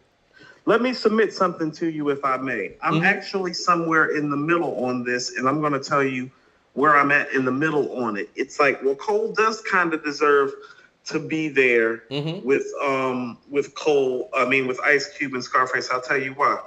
Do I think he's a better storyteller than either one of them? No. But is he in the arena of as a storyteller? Well, yes. Well, lyrically, is he better than both of those guys? Well, yes. But listen to what I'm about to say. Mike, this is why in this genre, and I don't know how the other parts of it work, classic albums have always mattered in this genre. They've always mattered a lot. Now, why did I just say Kendrick so high? Those classic albums. Now, when you sit Cole as an MC next to Scarface and Ice Cube, do I think that he can compete? Yes. Now, Mike, break out the Diary and Death Certificate right quick. Yeah. You know what I'm saying? And then after you get done with the Diary and Death Certificate, Mike, we gonna play The Fix, and then we gonna play America's Most. You feel what I'm saying? Yeah. And then after we do that, Mike, we gonna play Kill at Will, and we gonna play Mr. Scarface is Back. You feel what I'm saying? Yeah. And then after that, Mike, we gonna play Straight Outta Compton, and we gonna play The Untouchable. You get what I'm saying? And it's like, well, I love Cole, but Forest Hills Drive is your best album. And so I don't see in the canon of music how, although the MC that you are deserves to stand there, but the body of work says you don't stand next to those guys. Where's the Bird in Hand? Where's the Good Day? And he might be a better single maker than both of them, and he doesn't have a Never Seen a Man Die or a Good Day. I don't know if I could say he's a better single maker than Cube, and Cube has Good Day. That's what I mean. I can't say that. And not to be funny, I don't care what nobody says. We be clubbing's a jam. Oh, yeah. Like a legit jam. You know how jam. we do it. You know how we do it. Like, that's what I mean. Those are legit. Check yourself. Check yourself. Right. Now, this is my thing, and I agree with what you're saying. But the other part of it for me is the fact that, like, let's look at LeBron, right? And where he is in his career. He's about to pass Kareem. And how outstanding he is in, what is it, his 20th season, 19th season? It's difficult to say somebody in their 11th season is better than him when he's doing this at his, like, I need to see what they're going to look like in their 19th season. And that's kind of how I feel when it comes to, you know, Cole and Face and Cube and stuff. Like, these guys are still going. This would be a different conversation if they stopped around 03 or something. You know what I mean? Think about this. When you're bowing out of the game, like Face is, and you got a Deeply Rooted that you dropped in 2016, and your first album dropped, I don't know, when was that? 1989, 1990, 91? Yeah, 90? 90. Yeah. 90? Yeah. First album dropped in 90, and you drop something 26 years later, that quality. Exactly. Then that's what I'm saying. That's why I'm saying it's unfair at this point. It's like, well, it's not unfair, Mike. This is what happened when a genre goes. It's like this. No, I ain't saying it's unfair. I'm just saying he shouldn't be ahead of somebody like that. Oh, right. Yeah. It's like this. When they were building Vegas out, Mike, like, you know, when they building those casinos, they didn't look like the way that they look now. And the buy-ins at those tables wasn't the same back then. Yeah. But when you build it out and it gets bigger and it gets grander and it gets more of a name, well, it costs more to walk in the door. It costs more to stay there, but it costs more to be remembered too. Yeah. Like, so a lot of these guys that people think are great, it's like, well, and I'm saying this respectfully, well, Cole and Kendrick didn't hit the ground running with no fucking Ready to Die or Illmatic or Reasonable Doubt or America's Most and Straight Outta Compton or The Diary. And no, they didn't hit the ground running like that, Mike. And that's part of the reason why I don't put them ahead. When you didn't hit the ground running like that, part of why I hold Kendrick so high is because Kendrick hit the ground running the way all-time great MCs do. Yeah. There was a Good Kid, Mad City, and a Section 80, and it's a Pimp a Butterfly, like boom, boom, bam. The same way there's a Paid in Full, and a Let the Rhythm Hit 'Em, and a Follow the Leader, and a By Any Means Necessary, and a Criminal Minded, and a Road to Riches, and a Wanted Dead or Alive, and an Illmatic, and It Was Written. No, he has that. That's why I put him so high. He does not have the tools those other guys have. I've always said that. Dame252, the super chat says, looks like Drake will finish in the top 10. Checking my head, of course. Yeah, I think they're gonna put Drake ahead of Wayne. Jay Short with the super chat says, I used the greatest hits test. If at least 3 cuts on the album aren't in the contention for a 20-track greatest hits, the album isn't good. I'll say this. I don't know about isn't good, but I'll say this. If you're in your prime and everything else you've made does meet that test, and yeah, you drop something and it doesn't meet that test, yeah, that's a fall off. Now, somebody like Nas or whatever, he has such an illustrious career. There's a lot of stuff on KD2 or KD3 that couldn't make, that might not make his greatest hits. That's not a barometer of anything because he has a wealth of everything. Right. Everybody's greatest hits ain't built the same. But this is what I will tell you, Mike, and we found this out from doing our own verses on the Patreon show. 9 times out of 10, Mike, when we do these verses and it's an artist or a group, we are usually only pulling from about 2 albums. Tell me that I'm wrong. No, you're right. We usually pull from about 2 albums because usually, even for the all-time greats, they have about 2 or 3 or 4 albums where you can go pull their material and you can go fade almost everybody. I'll give you a prime example. That's not Mike. You can go to Reasonable Doubt, Volume 1, The Blueprint, and the Black Album, Mike, and you can go wax anybody then. Yeah. Cole and Kendrick don't have that, do they? Kendrick got 4 albums like that? Barely. Esquire with the super chat. That's why he's so high. Esquire with the super chat says, "Cool, you are pivoting again. You judging Dot on how Nas critics unfairly rate his LPs by judging Mr. Morale by Dot standards instead of the entire field. I think we judged it by the entire field as well, right? We put it up against the other albums. But we also know what he can do, and I think that, again, that 5-year break, and it took you 5 years and come back with this, it feels like we're not going to get anything at that level again. Now, I think that's what that feels like. But here's what I would tell you. Because it's not like we got any inkling with features that make us feel like, well, you know what? He still might be in there or something. You know what I mean? This is what I mean about hitting those highest of highs. So let me ask you something. Are you with me now that Good Kid, Mad City is his best album? I think it connected the most. Me personally, I think To Pimp a Butterfly from a, from an actual technical level is a better album. But yeah, Good Kid, Mad City seems to be the one that connects the most with people. So I could say that's his best. But so I want you to listen to what you just said. We just had a conversation about how, listen to what I'm saying. You and me were talking the other day, and we were talking about how this Nas run is one of the best stretches of his career. Like, because then he's had about 2 other stretches like this. Now, we're talking about Good Kid, Mad City, and we're talking about To Pimp a Butterfly. Mike, when did those albums come out exactly? Good Kid, Mad City was, 2013, and To Pimp a Butterfly was 15. So, now with that being said... Or was it 12? Yeah. 12 and 14. 12. Nah, I know To Pimp a Butterfly was 15. 12 and 15, technically. Yeah. I think Good Kid, Mad City is late 12. Yeah, something like that.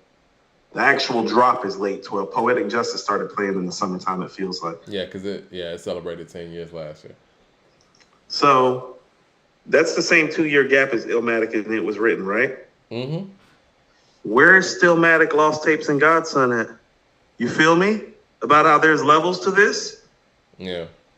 Yeah, and so when you're like you're not going to get it again, it's like, oh no, I told you, Mike. I was cool with him doing "Damn" again because I understand the degree of difficulty and how hard it is, and people need to understand how hard the level is and the difficulty is. So when they're praising him like he's operating on the same level, it's like, well, Mike, he didn't just disappear for 5 years, but that level that you're actually talking about, that all-time greatest MC level, oh, he ain't been on that level in even before "Damn." You feel me? DeCarlo with the super chat says Cole being over Ice Cube is arguably, honestly, is arguable. Honestly, I don't have a problem with it. My heart won't let me put him over Scarface, though Cole got a lot of work out there. Cube, man. No, man. But again, maybe that's me being biased. No, listen to what Leroy Game just said. Like, think about Kendrick's last 3 albums. "Damn," "Untitled," "Mr. Morale."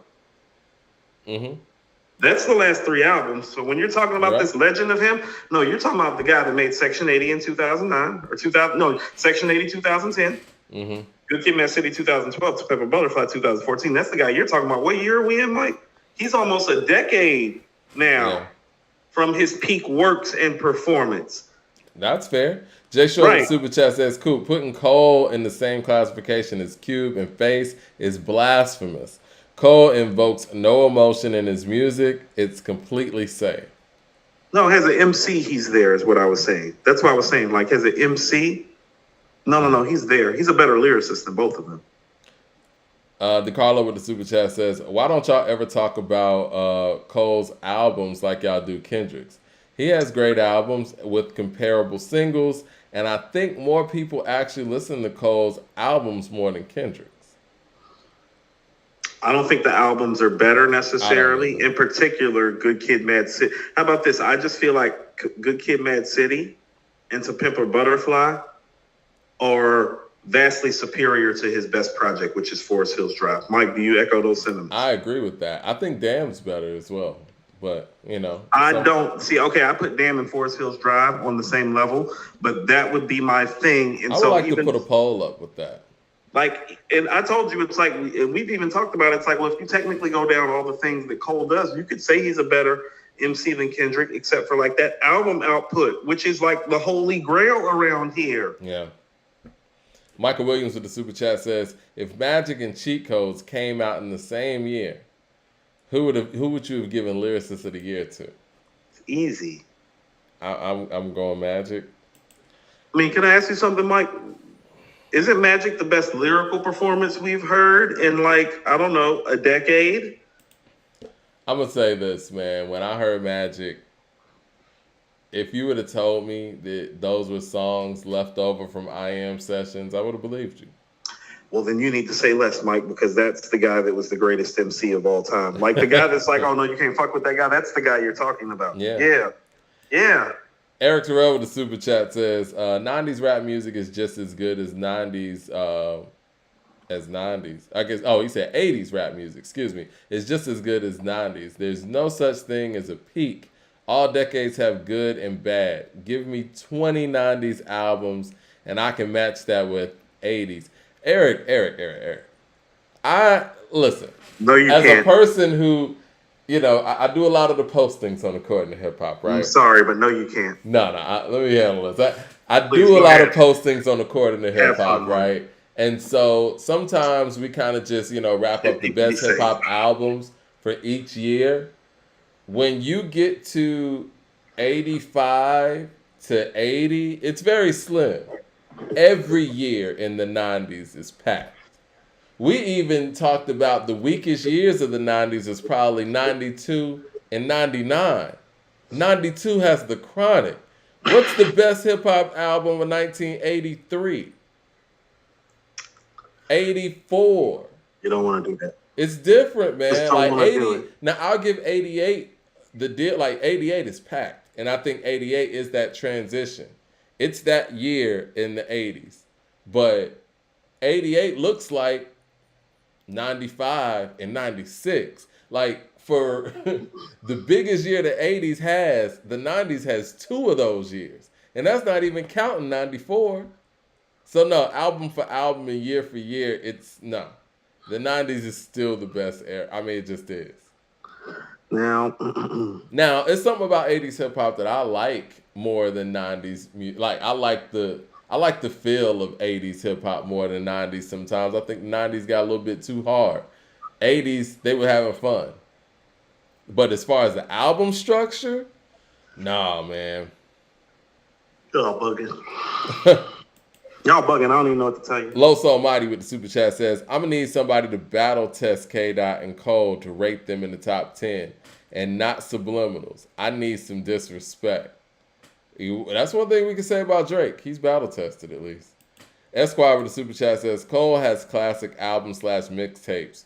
He got FNL, Warm Up, FHD, and maybe Born Center, but not in the same tier as the top 10 to 15 MCs. He has been what he says undeniable. He has an undeniable instant classic album in him, but he hasn't delivered it yet. How about that? His catalog is good whoa. enough to me that it's like we can have the Kendrick Cole conversation after Cole gives me something to put next to Pimp a Butterfly and Good Kid, Mad City. All jokes aside, because he has the edge in a lot of ways, but it's like, no, you got to make the project. This is my thing, Coop. Like legends are based on their projects, Mike. Okay, so look at it like this. Like maybe not on this list, but our legends are based on their projects. Rakim, Paid in Full, Snoop, Doggy Style, Nas, Illmatic, Jay, Reasonable Doubt, Big, both of them. You know what I'm saying? When did Friday Night Lights come out, Coop? 2010 or 2009, one of the two. It's 2023. If he hasn't given us the album that he can give us yet, it's not coming. That's just the harsh reality. I don't believe you, and I'm going to tell you. I'm going to tell you why I don't believe you. And this is the only reason that I don't believe you. I swear, in the last 2 years, this man has gotten better. I've heard it. I've heard it. He's actually better than he was before. Like I told you about the Kendrick thing. I'm going to hold on and I'm going to wait, much like the Kendrick thing. And much like the Kendrick thing. Like, people don't understand. It was me that was counting on Kendrick, not you. Listen, man, I feel vibes. I know the science or whatever, man. If he ain't done it in 14 years, we got what we're going to get from him. He is who he's saying he is. He's not, Mike. He is. He's not. I mean, what great artist would you say that had that level of potential? I mean, again, I'm the same person that says the same things about Andre 3000. Like, he's not going to come. You know what I mean? Like, it's just not going to happen. Can I tell you something? And it's not because I was still rapping, and it's not because I was competitive. That has a lot to do with it. I just lied when I said all that. But I was never super big on him like everybody else early on. Who, Cole? It wasn't Cole. Yeah. Like, I always thought he was good. I like Illmatic, but like the way everybody else was flocking to him, I never flocked to him like that. It's not because I'm hating. He's from Carolina. I told you I want him to win more than I want anybody else to win for my home state, for my family's home state. Like, truly. I would love if Cole dropped Album of the Year this year. That's what I'm saying, though. So I think he has a To Pimp a Butterfly, A Good Kid, Mad City in him 14 years in? No, I don't. That's what I'm saying, though, is that, like, I don't know, and I say this because I'm from North Carolina, too, I don't ever know if he even got cultivated by the business that way.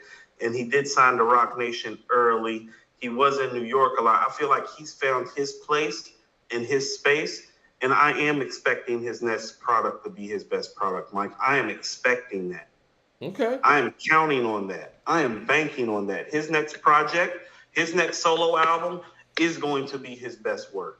That'll be a great win for hip hop. But 14 years in, I just never seen it, man. I mean, maybe he can do something we've never seen, but I really rely on history. Mike. I really rely on history to give us the future. And if we've never gotten that, it's hard for me to say that we will. Gab Bros with the super chat says, the way this is going, top 10 through 6, maybe Nicki, Snoop, Drake, Wayne, K. Dot. That's what I was thinking actually. Already angry about where they're gonna possibly put Biggie and Nas. John Wayne with the super chat. Shout out to John Wayne. He got. So you understand? Hold on, Mike. You do understand that Drake, Wayne, and Nicki are all making the top 10 list? Yeah. Okay. Yeah. We'll talk about this. John Wayne with the super chat says, "No way, Magic is the best lyrical performance you've heard in a decade. Written testimony." Give me the album. He said, "A written testimony lyricism is way better. We could go bar for bar." John Wayne comes in with the testimony. Shout out to Jay Electronic.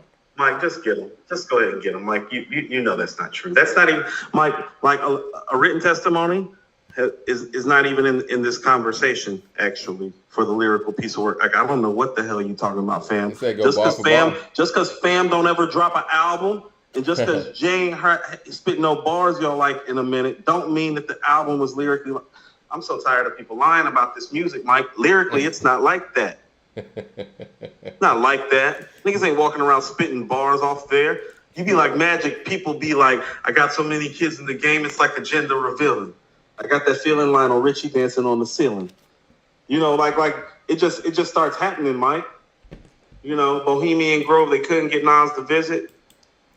No, the bar work on there. We should Patreon that. Bar work. Don't do that to them. Jay Short. You don't want those two guys to catch a body from the greatest MC of all time, like in rare form. You don't want to do that to them. They'll never live it down. Jay Short with the super chat says, "Honest question: are we giving Cole extra credit for the work the rest of the Dreamville roster has done? Is that JID Earth Gang compilation work making Cole's catalog appear singing better than it is?" No, the fact that he's out rapping everybody not named Nas and Black Thought is what makes me feel that way. Mike, he is literally rapping on a Nas and Black Thought level, and it's not fraudulent or like a homer pick for me to say that. He's rapping at a very high level. He's rapping at that level, Mike. I hope that he makes a project to match it. But again, I think that to ask an album of To Pimp a Butterfly or Good Kid, Mad City level is no, I said his best project. No, that's a tough. I don't think those orders are as tall as the masses do, but still a tall order. But nothing, small thing to a giant though, man, because he's been a giant with it lately. He is a giant. The caller with the super chat says, "Y'all don't talk enough about the bad work that guys like Cube, LL, and even Scarface have. How come they don't lose points for that? The way that Kendrick and Cole, or the way that Mass did when Jay exposed him. Mace. Okay. First of all, Scarface only has one bad album, and you watch your mouth. Well, I think the thing is, DeCarlos, these guys have a whole lot of work. You know what I'm saying? And so when you have a whole lot of work, yeah, you are going to have some misses. I think that we judge some of, I guess, the Kendrick era or whatever on this Andre 3000 scale where you don't care that they don't have a whole lot of stuff. You know what I'm saying? Like, the fact that Scarface, LL, and Cube have the catalog that they have, yeah, you're going to do some misses. Scarface doesn't have misses. Scarface has miss. Singular. I can't think of a bad Scarface project. The World Is Yours is not a good album, Mike. It's not up to his level. The second album, the album in between, Mr. Scarface is Back in the Diary. Yeah. The album that has Let Me Roll on it. Yeah. Like, that album is a little shaky. Cool. The rest of the stuff is just hard. That's why with the super chat says, y'all call Daytona a classic, which it isn't. Definitely not on the top tier. And it came out 16 years after Lord Willing. Hell Have No Fury doesn't count. I think Daytona's a classic, but again, that's my opinion. That's my opinion. What's wrong with Daytona other than Esquire? What's wrong with it other than the fact that it's 7 tracks? Tell me.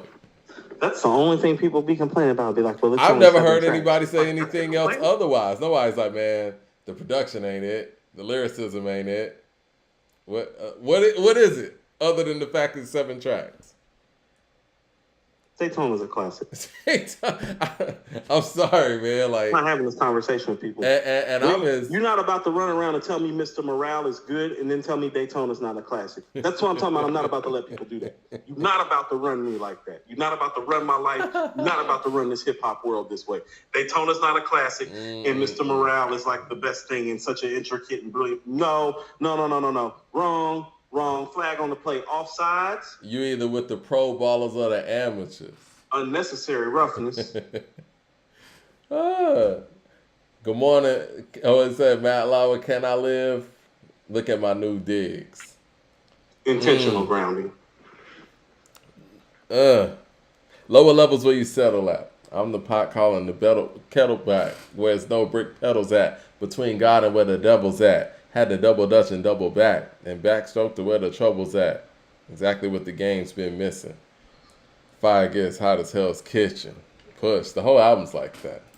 Jay Short with the super chat says, where is this bad Scarface work people are speaking of? His second album. The World Is Yours, 1993. He said his second album was his worst, and it still has classics. I can't count 5 bad face songs. That's the one. No, the second album, we're on the same page. Like the second album, The World Is Yours album is the bad album. And like that album has like bangers on it. That's what I'm saying. Yeah. Like his worst shit is better. Like his worst shit is better than most of these niggas' dope shit today. BCMD Dub with the super chat says Cole doesn't have that magnum opus album yet. I think we all can agree on that, you know, and see what we're disagreeing on is the fact that, listen, maybe I'm just a skeptic or whatnot, but I feel like if it hadn't come 14 years in, it's not coming. I do like the Pusha T reference to Daytona, though, because, but again, he had classic stuff. Oh, yeah. No, I told you, Mike, Hell Hath No Fury is still better than Daytona to me. So, yeah, and again. It's not even a conversation. You know what? Hold on. Let's rewind. I didn't see Daytona coming in that way, but you know what? Kanye West. Now, if J. Cole gets with Kanye West for a whole album, we might be talking about something. But that's not happening. If memory serves, I called that one because I remember when you hit me up and was like, Kanye's about to drop these 7-song projects for everybody. I was like, let me write the reviews for all those. I think he's about to do something groundbreaking. And he did. It was Daytona. Yep. Game changer. Now, like I said, if J. Cole makes a different move in that way, where it's like we get somebody like a Kanye West or maybe a RZA or some shit like that to do the whole album, then yes, we might be onto something. Hold on. Not to be funny, and I know the wait's been a little bit longer. What year did Like Water for Chocolate come out, Mike? Like Water for Chocolate was 2000. What year did Common's first album come out? 92. 91, 92, correct. It was December 91 and then re-released, I think, or something happened. It was like 91, 92, but right at the end. So it was almost a 9-year, you know what I'm saying? But he had Resurrection, and he had... I love Resurrection. I love One Day It'll All Make Sense. It's not Like Water for Chocolate, and people need to stop acting like it is. Yeah. I think it's a different situation, too, Coop, because we're going to have a real hip-hop conversation this year. Resurrection. I think with artists like Common, though, Coop, they were able to kind of catch their stride with no pressure. Nobody was sitting here crowning Common the king of hip hop or anything like they do Cole. So he was able to kind of just make albums and continuously, progressively get better for his fans. You know what I mean? I don't think that that's true because the move to New York was like a pressure thing. It was. To produce better results than he had been producing because he was 3 albums in with no gold records, no gold plaques, no real notoriety outside of hardcore hip hop circles. So I don't necessarily totally agree with that. There was definitely some pressure. He even speaks on it. I remember back in the days, they used to call me Chi-Town's Nas. Now the niggas look at me like one of Chi-Town's guys. Well, you know what drastically changed with Like Water for Chocolate? Dilla. Yeah. And the fact that that he made the no ID switch. It is what it is. DeCarlo with the super chat says that was supposed to say Nas, not Mace, in the last super chat. Oh, okay, I got you. Let's see. John Wayne with the super chat. Shout out to John Wayne. He says, it unfoils the slave that shook hands and humbled the dukes of Earl, that spoke sterling silver and pearls twirled, tumbled out the nappy coils. Hove on WT Magic could never. Said Magic could never. That was listen. There's bars on a written testimony. Gab Bro with the super chat says Big Boi, AZ, G-Rap, Lupe, Jizza, not top 50. Shaking my head. We're gonna get to that. Kendall Outlaw with the super chat says just wanted to give Head Over Heels by Allure featuring Nas some attention. Dope record. Why would you do that? You ain't like that record? Esquire with the super chat says that's one of those records that Columbia made him do, because that group was signed to Columbia. He had no business on that record. Hell no. Coop doesn't like those kind of records. I thought it was cool. It's not a good record. Esquire with the super chat says, how did Daytona move the needle creatively? Kanye's production carried it, and the Drake beef overshadowed the music in terms of impact. 7 songs is an EP. Well, I think the way that it kind of shifted things was creatively. It was the fact that after that, people start releasing 7 to 8 song albums. And let's not act like that Pusha was a slouch on the lyricism for the whole album. Like, he was going in. There's not a weak verse on that album. I think that as a producer, though, Kanye had him double down on his subject matter as he's been doing even after Daytona. And I think everything on Daytona is a banger. I think that also, when we talk about the Drake thing, overshadowing whatever, I think the people who listen to hip-hop and listen to Pusha listen to the album for what it was. I think that Infrared brought over, I don't want to say some unnecessary Drake fans, but some Drake fans that would never have listened to him otherwise.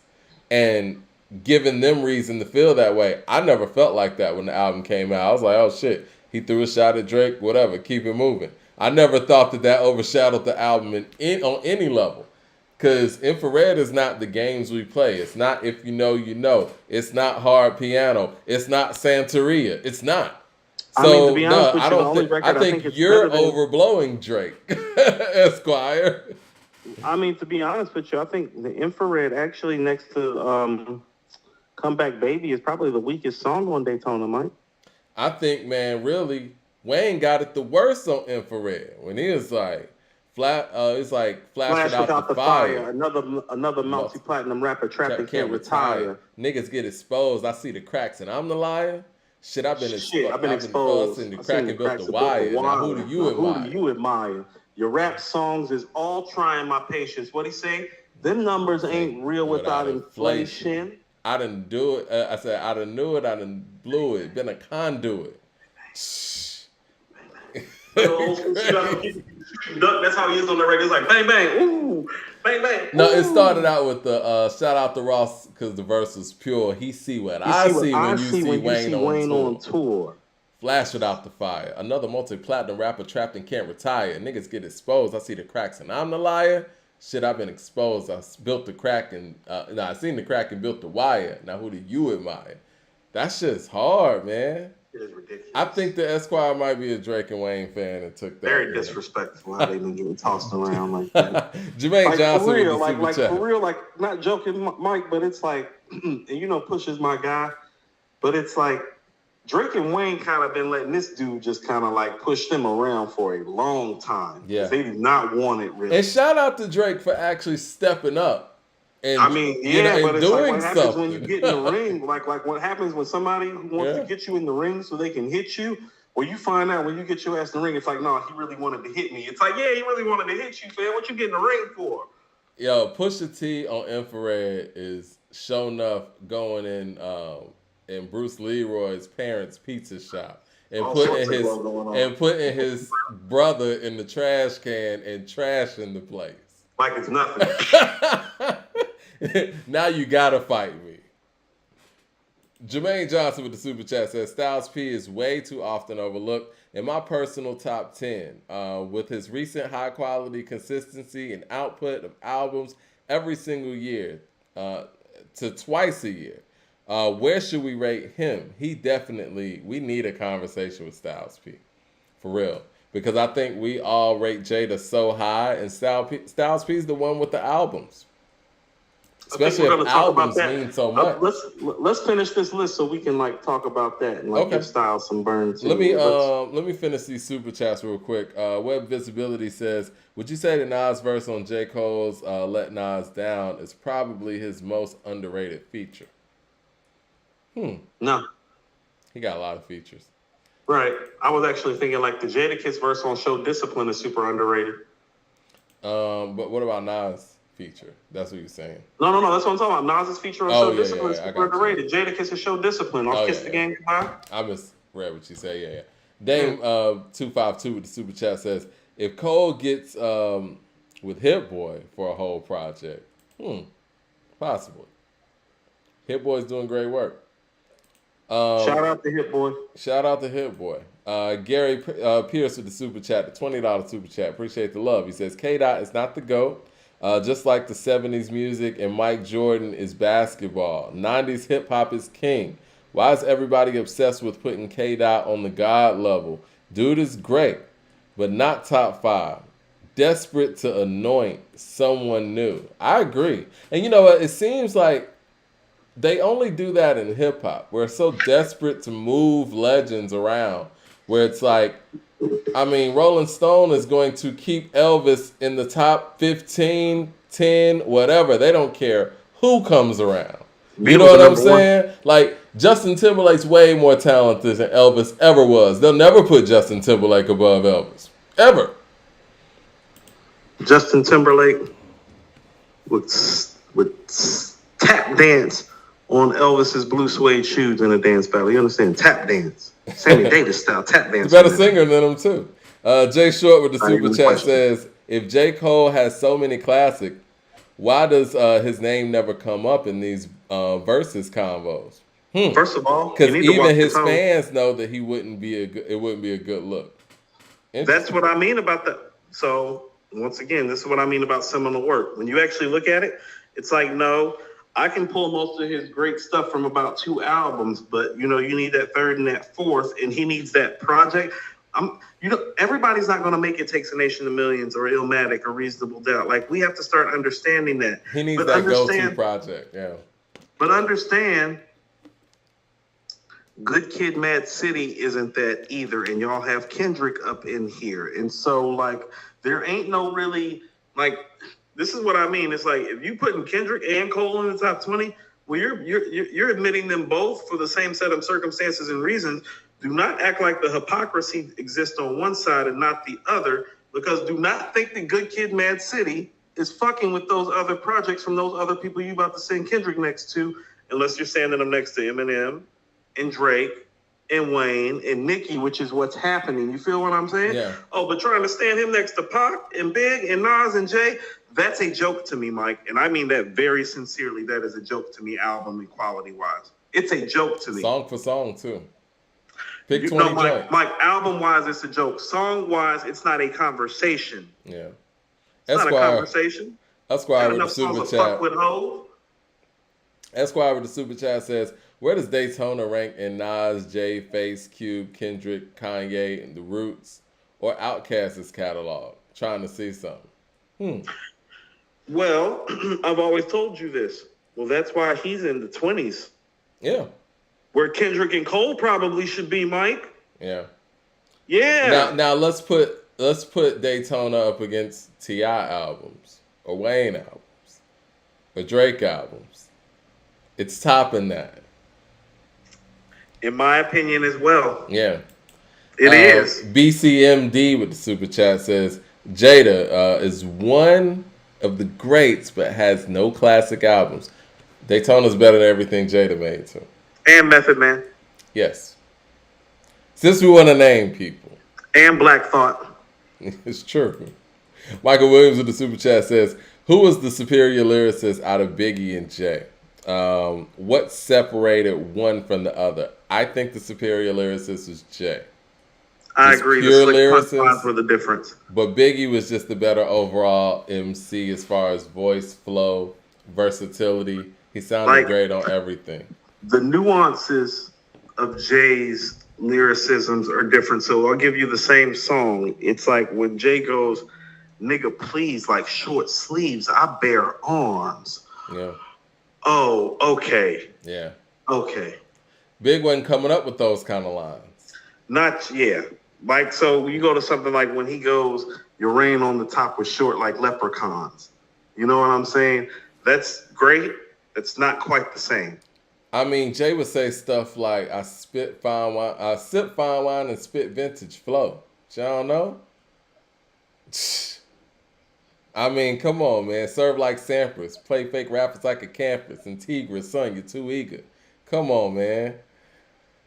Nah. Lyrically, yes, that's Jay. All right, number 14, LL Cool J.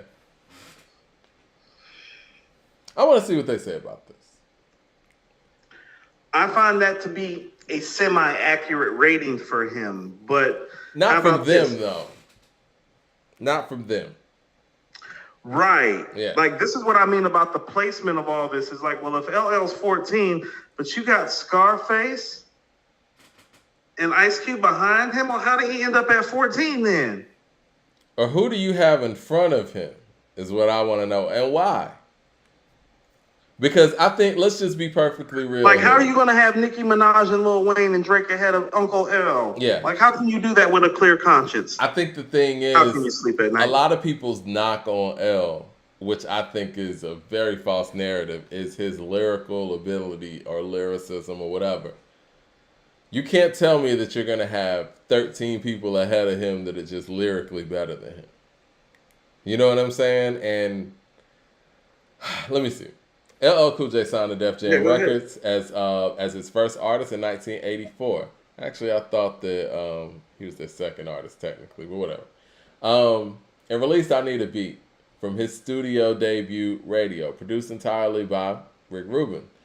During rap's golden age, I Need a Beat opened the door to the B-boy style and the unmatched energy and aggression and lyricism that became a genre hallmark. The fledgling label's first album to crack the top 50, Radio spent 38 weeks on Billboard 200 and claimed platinum status in 1989. LL spent his entire career at Def Jam becoming their jack of all trades, a hitmaker for the ladies and multi-platinum trailblazer for artists to cross over into such a field as TV, philanthropy. LL's list of achievements include being the first rapper to be awarded prestigious Kennedy Center honor in 2022. He relaunched the Rock the Bells Festival in Queens and included performances from Rick Ross, Diplomats, Ice Cube, and more. This is what I will say, man. Like I said with that Rolling Stone list, and if they talk about the best rock artists all time or whatever, with these type of credentials, somebody like LL or somebody who would be the rock equivalent of LL on their list would be in the top 3. You can't tell me with these type of crowning achievements, this man is movable to a number 14 spot? That's not even counting all the hits. This is hip-hop's first star. I know you feel like Snoop is hip-hop's first superstar. I feel you.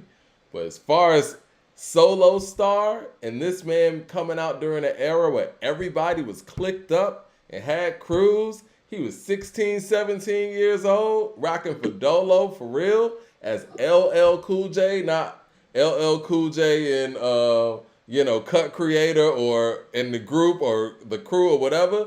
No, man, nah. This is unacceptable. Not to mention that he created the whole lane where we saw a record like I Need Love working in a hip-hop format. Not to mention that his battle resume is unprecedented. Not to mention that really, if you want to talk about going singles 20 tracks deep, nobody wants to really fuck with him. Not to mention all those things, there's no way this man is at number 14. I'm sorry. I mean, he means too much to the culture. And oh yeah, he built Def Jam. The fuck are we talking about? I was actually about to say, what the fuck are we talking about? So let's talk about impact. So when you hear guys making records for the ladies, where does that come from? Comes from him. if Def Jam's the biggest hip hop label ever, who put Def Jam on the map and who's responsible for Def Jam being here? So just off that alone, guys like Ice Cube and Scarface are faded. So how the fuck is Wayne and Drake and Nicki and Kendrick and Cole? You feel me? Well, not Cole. You feel me? So it don't even, credibility, this is where like right here, and this is why this is the most interesting part of the list, because this is where the list actually really lost its credibility, Mike. Yeah, this it right lost here its credibility right here yeah. when you put Ice Cube at 18, Scarface at 16, and LL at 14. It's like, hold on. What? And you start counting up people, and you like, hold on. You like, who they counting? Who the fuck is next? Counting? You know what I'm saying? Like who's left? Counting? Who's left? Like really, who legitimately needs to be over this man?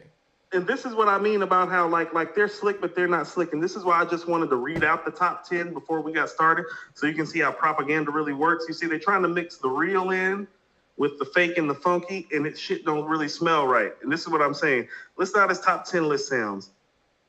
Biggie, Tupac, Eminem, Kendrick, Nas, J, Snoop, Drake, Wayne. That's your top 10? Nicki. That's your 10. Those are the 10 names that we're going to see next week. Yeah, you're right. Listen, this is my thing too. And you got Lauryn Hill and Lil' Kim at 30 and 31, and you got Nicki in the top 10 with what album? Listen, man. What songs? I don't even want to go there. They put Andre 3000, a man who doesn't even have one single song with 3 verses, over LL Cool J. No. Rakim, Mike, and Rakim, because we might as well get the Rakim, because Rakim we'll get is the 13. Rakim too. Yeah, I mean, obviously, Andre being over Rakim is fucking ludicrous too. But LL Cool J, for everything that LL did to pioneer, not only to pioneer, but to take hip hop to where it is right now. Mike, I don't think you know what I mean. Like it's egregious. Listen to what I'm saying, Mike. This is what I mean about how there are people that are even younger than us that are auditing this and trying to change this, and we can't let them. What year did LL's seminal album come out? Which one? You talking about Bigger and Deffer? I was actually thinking Radio. Radio, that was 85. Okay, when did Paid in Full come out? Paid in Full was 87. Okay, so we come from an era where we went back and listened to that shit. The people that are making this list come from an era where they think they just get to pass it over and listen to it with their musical ear without the historical context or the knowledge involved. And so this is what I mean about it being dangerous, because some people on here are higher than they deserve to be, if they even deserve to be on this list at all. Like Nicki does not deserve to be on this list at all. I want you to understand, Nicki Minaj is about to make the top 10, but Prodigy and Cool G Rap and Chef Raekwon are not on this list. So you don't have any hip-hop credibility, okay?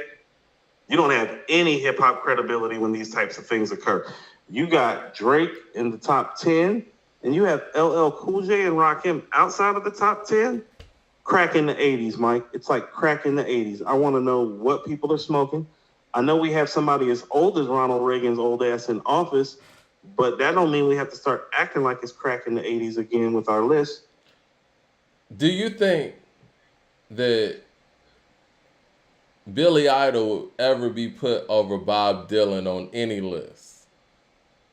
You know what I'm saying? Like, I just think it's so dangerous that there are probably black people involved in this that don't know shit about their own hip hop history, and so we're gonna have to check that ass and run it again. This is the thing about hip hop. I'm having to run it on people like they know better. They know what they're doing. This is the thing about hip hop, man. We always are so innovative, and we're always thinking about the next thing, that sometimes we let go of the legendary past and just write it off to the point where it could be diminished and basically disregarded. And for somebody who is as huge as LL Cool J, who hosts Grammy Awards, who sits next to the president and vice president and does like, what is it, the Christmas thing that he does, somebody of his stature can get shitted on in this way, anybody can get it. So can I say anybody can get it. This is why rock stars and rappers take such issues with the media. I mean, it's not necessarily guys like you or I, although I know I strike a lot of rappers' ire sometimes. I really just strike their ire because I'm not that different than them, and they don't know how to deal with their damn selves, Mike. But that's a whole nother conversation. But this is the stuff that strikes their ire where they lose respect, because it's like, well, if you know anything about the culture, like Mike, I actually think Lil Wayne's a better MC overall than LL Cool J. The work says that he's not, even for all his work. Like we can take people who don't belong, like Drake and Nicki, out of this, and then we can take it down to somebody like Wayne, who actually think is viable and kind of belongs in the circumvent of this conversation. Oh, but you put Wayne over Rakim and L? No. Okay, so you don't know your shit, and it's okay. And it's okay. It's okay if you don't know your shit, Mike, because once upon a time we didn't know our shit, but people educated us. But we have a clientele of media and journalists out here that think that they're the educators when they never had no fucking education. And you're not about to put no Carter 2 and no Carter 3 over Paid in Full and follow the leader and let the rhythm hit them. Are you smoking crack cocaine? Well, back to us, though. I'm starting to think I might have a problem with our list. Like, because I just thinking about everything that LL's been for the culture and is, and the ambassador he is, I might have a problem with us even having Biggie over him. How can I really justify that? Hold on. Mike, let me go to our list and see where we have L. And I'm listening to what you're saying, but I was like, I don't think we did L a disservice. Where we got L? I don't think I could have Biggie ahead of him, honestly. We got LL at 9, Mike. No, listen I understand. To the people we had ahead. No, listen to our list. Like, I find it to be more legitimate. Nas, Jay-Z, Rakim, Tupac, Biggie, KRS-One, Ice Cube, Snoop, LL, in that order. I don't know. I mean, listen, maybe we got Big too high. Biggie's the only person on this list that's potentially too high, Mike, but that's just about brevity. So look at it like this. Even if we were to swap it, it's like... Because even when you look at Big and KRS, does Big deserve to be over KRS too?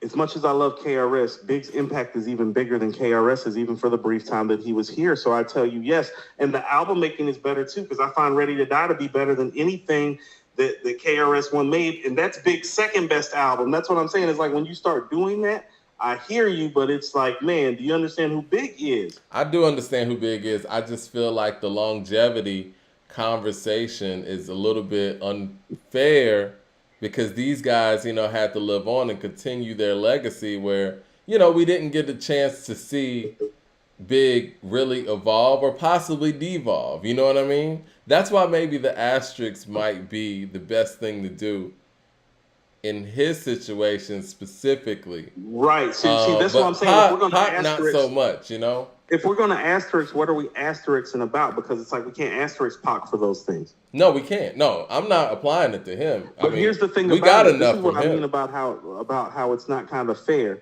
Well, if you really look at it, Mike, even though Pac made significantly more material than Big, well, he didn't get... I mean, Pac made that material in 5 years, Mike. He just outworked everybody. Exactly. That's not fair to Pac either, because... How about this? We talk about these albums Nas and Jado made. Do you know how many Tupac albums we would have had Tupac live? I agree. You feel me? Do you know how many Tupac albums would be floating around? I agree. I feel like with him, we got the full scope. I think with him, we got the full scope of the artist, whereas I don't Big... think that. No, you know what I mean? Like, I think we got enough to really go on to be able to judge. You know what I mean? But I don't feel that way, Mike, because I don't feel like he learned how to make albums in full until All Eyes on Me, and that was literally the last year he was alive. He died when he was 25. Think about this. He died when he was 25. How old was Jay when Jay made Reasonable Doubt? Yeah. How old was Nas when he went on run number 2 and run number 3? Yeah. So no, I don't believe that. Pac died at 25. It's true. Let me get to the super chats real quick. 36 Chambers says, "Is Daytona better than the Carter 2?" Chat disagrees. I think it is, but I personally would prefer to listen to Daytona. But what I will tell you is that the Carter 2 has better songs over the duration, but it's because there's more of it. Like it's a lot of heat on the Carter 2. Yeah. Money on My Mind, Fireman, Greatest Rapper Alive, Lock and Load, Oh No, Shooter. I'm listening to Daytona first. I'm playing. I think Daytona's the better album, but for the people that are like partial to the Carter 2, I can understand why. I think a lot of that's length again, No, that's length. That's what I'm saying. That's not quality. It's like, but this is what I mean about respecting stuff. It's like, well, you don't say that shit about Paid in Full or Illmatic. Right. Don't nobody be running around. I think that's an EP. It's like, nigga, you didn't say that. John Dixon with the super chat says Daytona definitely not better than Tikal. Y'all wildin'. It is. Wow. Y'all wild. Finish up BCM with the super chat says, on every Big and Jay collab, Big was the better lyricist. Was he the better lyricist on every collab? Who got the He's better the better line? MC. Yeah. He's a better MC. Yeah. I think lyrically, I give that to Jay. Jay Short with the super chat. How about this? I think Brooklyn's Finest is a draw lyrically. I think I Love the Dough is Jay slightly lyrically, and I think Young G's is Jay slightly lyrically. But overall, I would give all those performances to Big. Jay may have got him on Young G's overall, maybe. But I Love the Dough and Brooklyn's Finest is overall Big's better mic performance. I think Jay just got him on the third verse of I Love the Dough. It's like for 9-6, the only MC with a flu. Yeah, I rhyme sick. I be what you trying to do. Make it, you know what I mean? Like, come on, man. Like, Barack your law, pocket stay full. Niggas skip the ball because we mad at those. Snatch a P89 that we leave in the drawers and we clap the doors of your Acura roars. Snap like cameras on amateurs. Make you all dance, hold a hammer to yours. Bigger jig, rock ice, no cracks or flaws. Everybody got a part to play. Back to yours. I like when he was like, now. Crack the doors. Watch the real players live. It's a habit to floss. Play the charts like the Beatles. Y'all dapped and lost. And toast Chris Style on behalf of y'all. Too bad for y'all. Yeah. Ain't too many as bad as yours. Do we truly? We laughed at y'all. Little bastard, y'all. Yeah. Yeah, nigga. He out there blacking out. He out there blacking out on the track, Mike. I'm from Marcy. I'm varsity. Chump you JV. Jigga JC. No. Like these are with records with Big on them. He's performing like that. No, he's a titan as a lyricist. Jay Short with the super chat says, I agree with you on how we treat legends, Mike. I remember when Chris Martin from Coldplay compared himself to Bono jokingly, and he had to apologize. And Coop, U2 is greater than the Beatles. I love U2. First of all, that's some of the dumbest shit I've ever heard. But okay, Coop's real high on the Beatles. I'm with that. I mean, I love both groups. They have three of the best songwriters ever in one group. And they can all sing and play instruments. Like for people that like feel that way, like as somebody who loves Nirvana and listens to U2 and listens to like all these things, you cannot go listen to the Beatles music and tell me that these guys are better. Like on what level? Songwriting, hit making, album making, melody, lyricism, like on no level.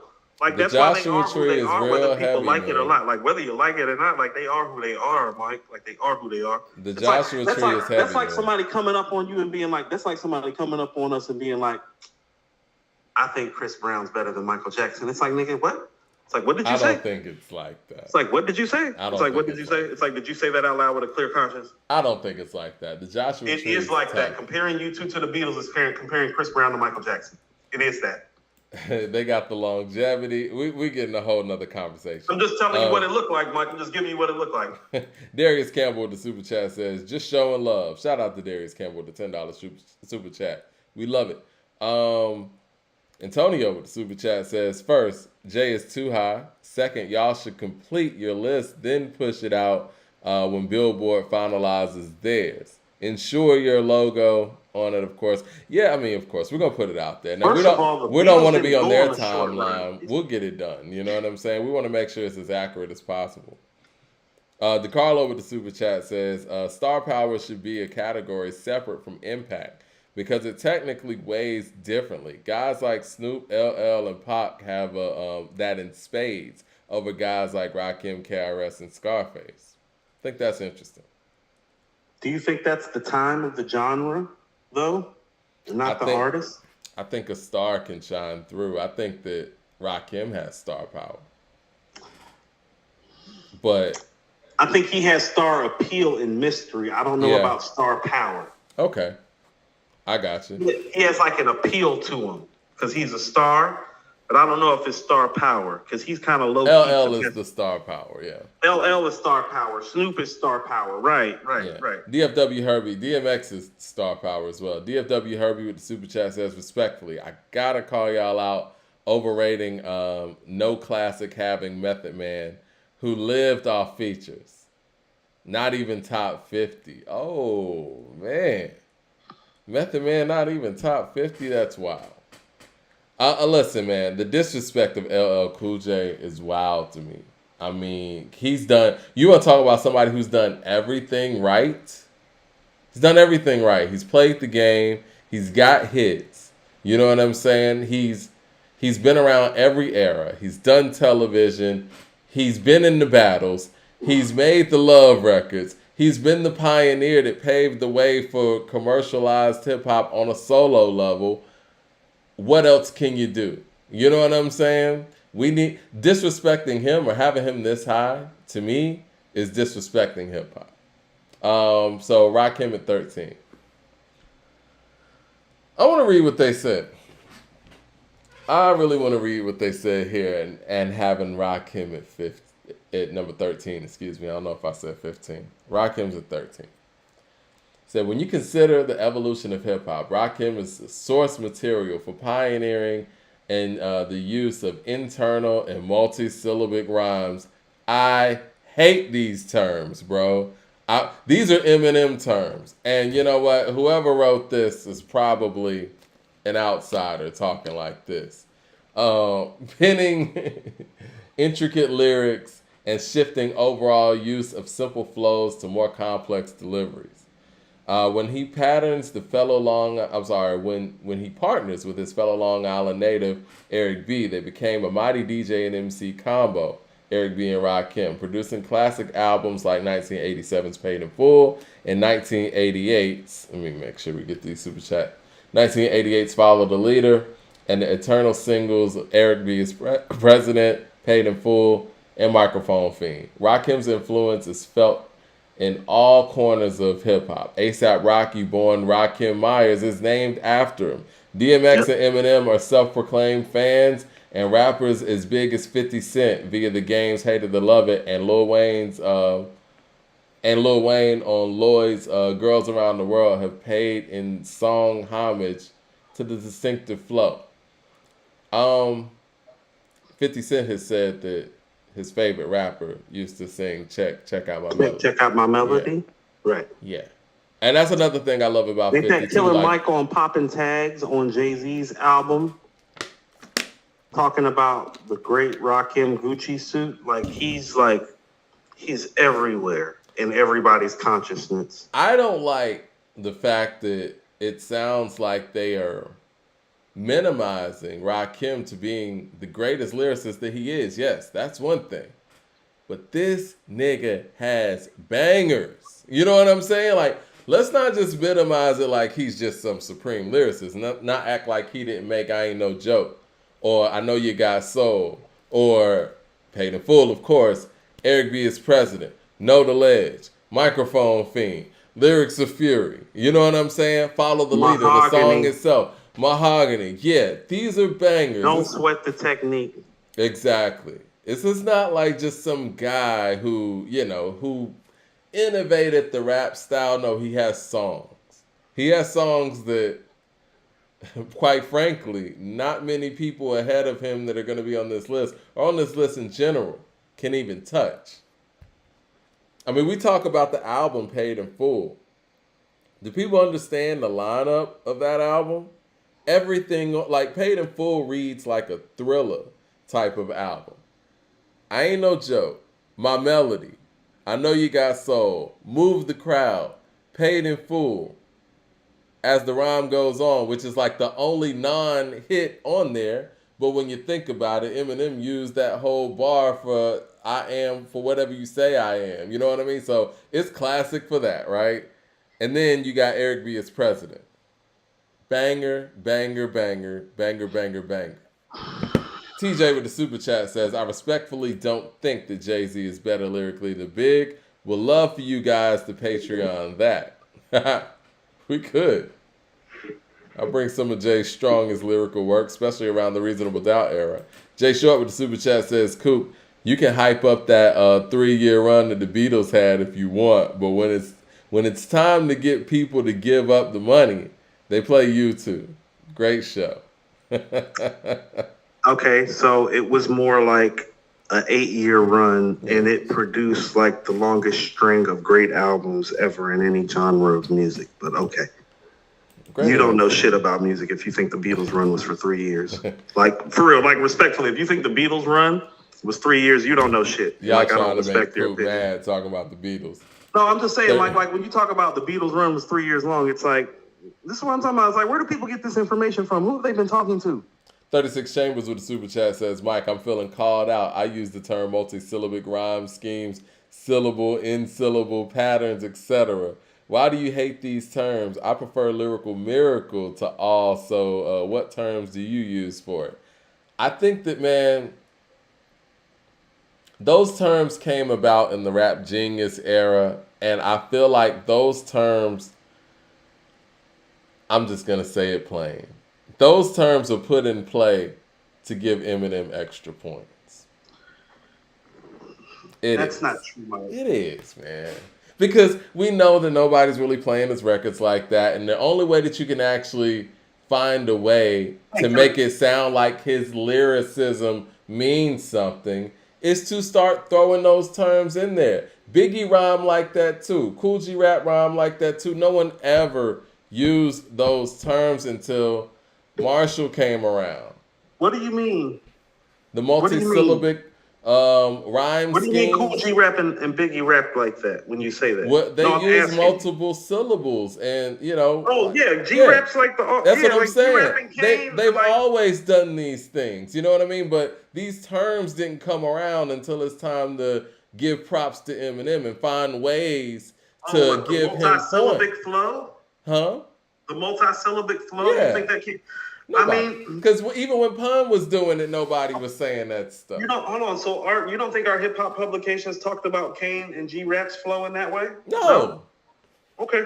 They didn't break it down and dissect it like that. You know what I mean? They didn't. Because even when Big was like, I seen body after body, and the man Giuliani ain't trying to see the black man turn to John Gotti. Yeah. Like, it was just nice. Like, okay, we would say if his flow was on point. It wasn't no multi-syllabic rhyme scheme, blah, blah, blah, all this shit. We didn't do that till Eminem came around. I don't like those terms. Oh, Mike, just another quick sidebar. I listened to Ready to Die from beginning to end the other day. Yeah, y'all tripping. Ready to Die. Like, I just realized something. First of all, y'all are super underrating Gimme the Loot still. And as far as the album, and I realized this, no, Mike, that album doesn't have any sort of drop off to it until you get to Friend of Mine, Mike. And Respect. I never really liked Respect, but if you like Respect, I feel. No, that is the drop off though. You understand that's track 13 and 14. No, I agree with you. Yeah. I was listening to that shit. I was like, hold on, things done changed. Mike, I listened to the real remastered version that didn't have the samples from Ready to Die, Machine Gun Funk taken out, and like all that. And I was just listening to that album plays. Mike, when One More Chance is one of the 3 weakest songs on your album, like the original version, no, it's one of the best rap albums ever, Mike. It's better than It's Dark and Hell is Hot. It is. No. I was playing, Mike, I played Everyday Struggle and Me and My Bitch back to back like 3 times. I was like, X don't have nothing for this. He don't. He don't. It feel different, Mike, when you listen to it. Even for how hard his X is, when I was playing Ready to Die in my car yesterday, I was like, nah. I was like, this is the hardest. How about this? Ready to Die, the hardest song between both albums. The song Ready to Die is harder than everything on It's Dark. As I grabbed the tech, put it to your headpiece, one in the chamber, the safety is on release, straight at your dome, Holmes. I want to see cabbage. Biggie Smalls the Savage, doing your brain cells much damage. Teflon is the Imperial for the Imperial.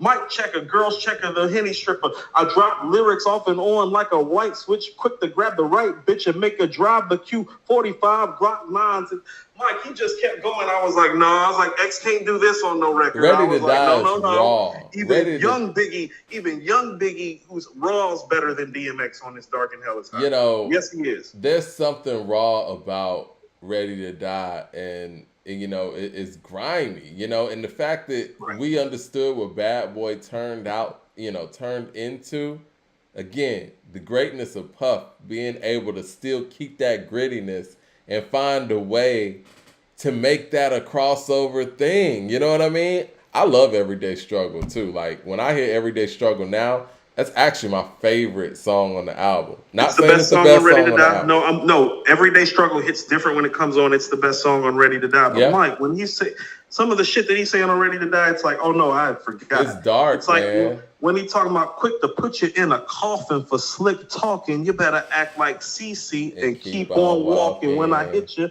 I get you. I split you to the white meat. Your face, my Timbs, they meet. We're stomping. I'm whipping MCs from Tallahassee to Compton. DeCarlo with the super chat says, I believe the top 10 are going to be MCs who have the biggest star power hip hop has ever seen. That's why I brought it up. The casual fan usually only knows those kind of MCs. What are your thoughts?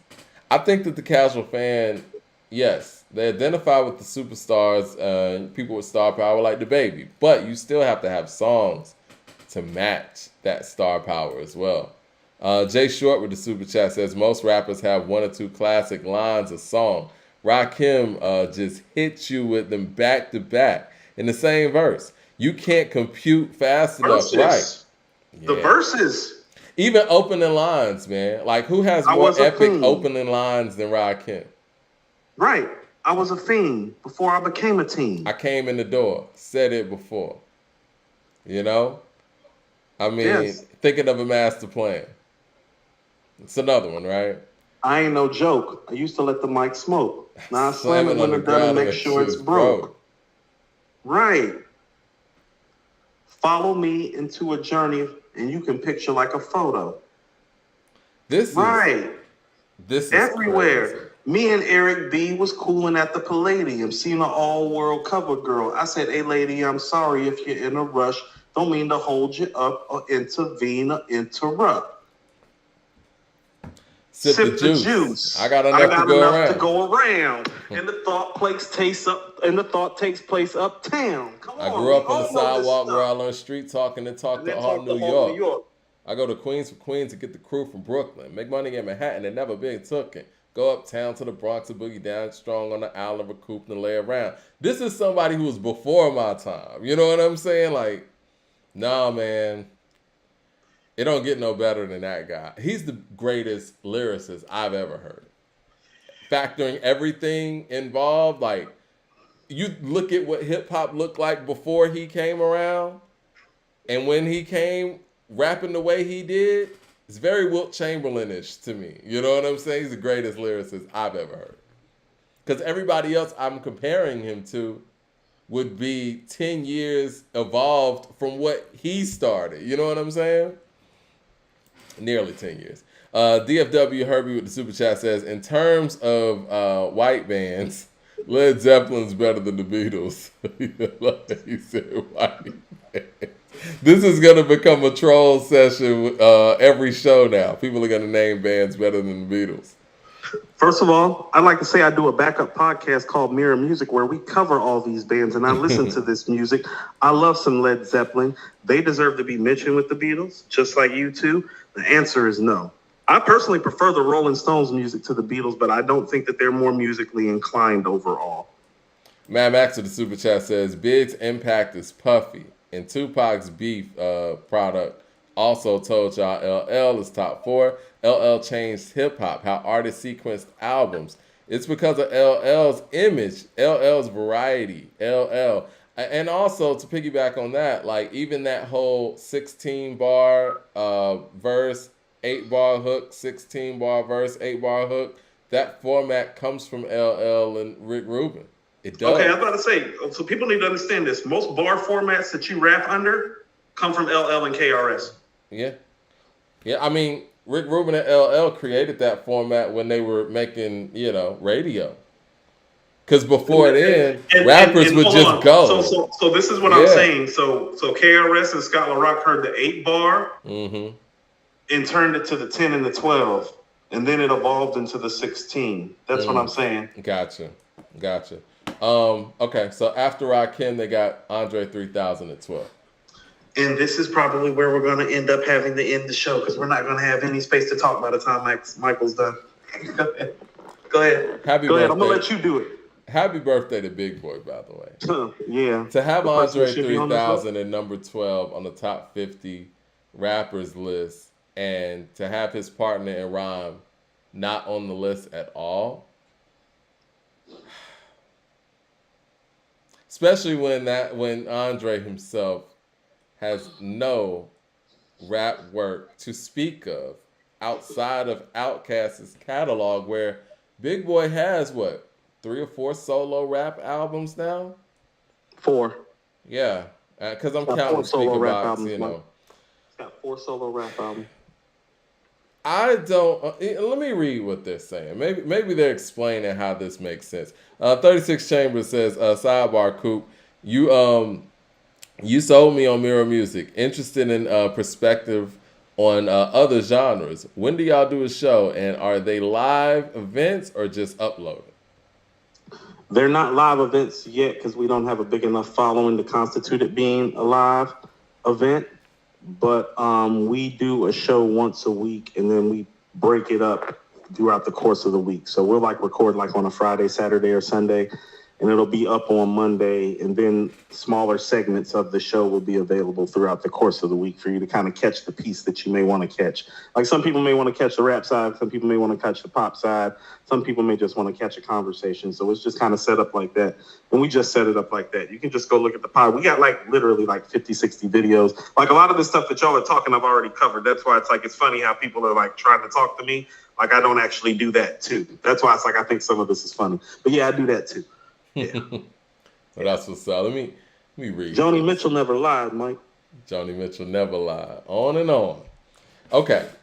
The South got something to say. Of course, they're going to start it out with that. Oh, God, it's so taboo. You know why I told you I never liked never. I don't even want to go on that tangent. South got something to say, Andre said in a rebuttal to New York's crowd booing Outkast for their best new rap album win on the 1995 Source Awards. Listen, I want everybody to understand, and maybe I'm wrong, but everybody who wasn't from New York and got on that stage that night was getting booed. It's nothing personal. Anybody who wasn't from New York. Snoop and Dre got booed. Snoop had to cut a fool. Exactly. Y'all don't love Dr. Dre and Snoop Dogg? Exactly. This wasn't nothing personal. Y'all don't got love for the West Coast and Death Row? Exactly. That's where that came from. Look, and this was Mike, this was 5 Dre. million albums in, and he was saying that in New York. He was 5 million albums in, and he was saying that in New York. This was Dre accepting his Producer of the Year award, and Snoop just comes around, grabs the mic. Y'all ain't got love for Snoop and Dr. Dre? Let it be known then. So yeah, anybody that got on that stage that night was getting booed. That wasn't from New York. It just is what it is. So it wasn't East Coast hating on the South or whatever. But anyway, he had a point, and Outkast certainly played a key role in that, of course. The duo, interesting, they actually acknowledged them as a duo. The duo in 1994's debut Southern Playlist of Cadillac Music used gospel-influenced tracks produced by Organized Noise to introduce the main nuances of the character of Atlanta. The group notched 3 number ones. You hear what they keep saying, Coop. The group, right? This is crazy. The group notched 3 number ones. It sounds like they're acknowledging that they don't know what the hell they're talking about, but keep going, Mike. Go ahead. Because he doesn't have anything for them to point to individually. The group notched 3 number 1 Hot 100 hits. So 25 million albums. The group, that is. And account for rap's most recent album of the year win at the Grammys. Andre 3000 emerged as the star of the group for his singular flair. Sadly, the duo went their separate ways, with fans still yearning for a solo album from Andre. We never got that, by the way, solo rap album. Still, on the guest side, Andre's stamina and lyrical veracity remain top tier. Crushing features for Jeezy, I Do. DJ Unk, Walk It Out. UGK's International Players. Mike, no, stop. Hold on. They bringing up features and Outkast material. This is why he doesn't belong on the list. They're explaining their rationale for putting him so high is actually why he doesn't belong. Yeah. Overall, 3000's eclecticism and intricity and mind-blowing rhymes provides proves that you can be out of this world and still cut through. He has no solo material for them to even try to inflate. They're giving him number 12 all time off of features. This is a rapper list, right? And they just went to group work and features. They went to group work and didn't even put the other group member in the top fucking 50. That's crazy. So y'all really think that Dre's that much better than Big Boi?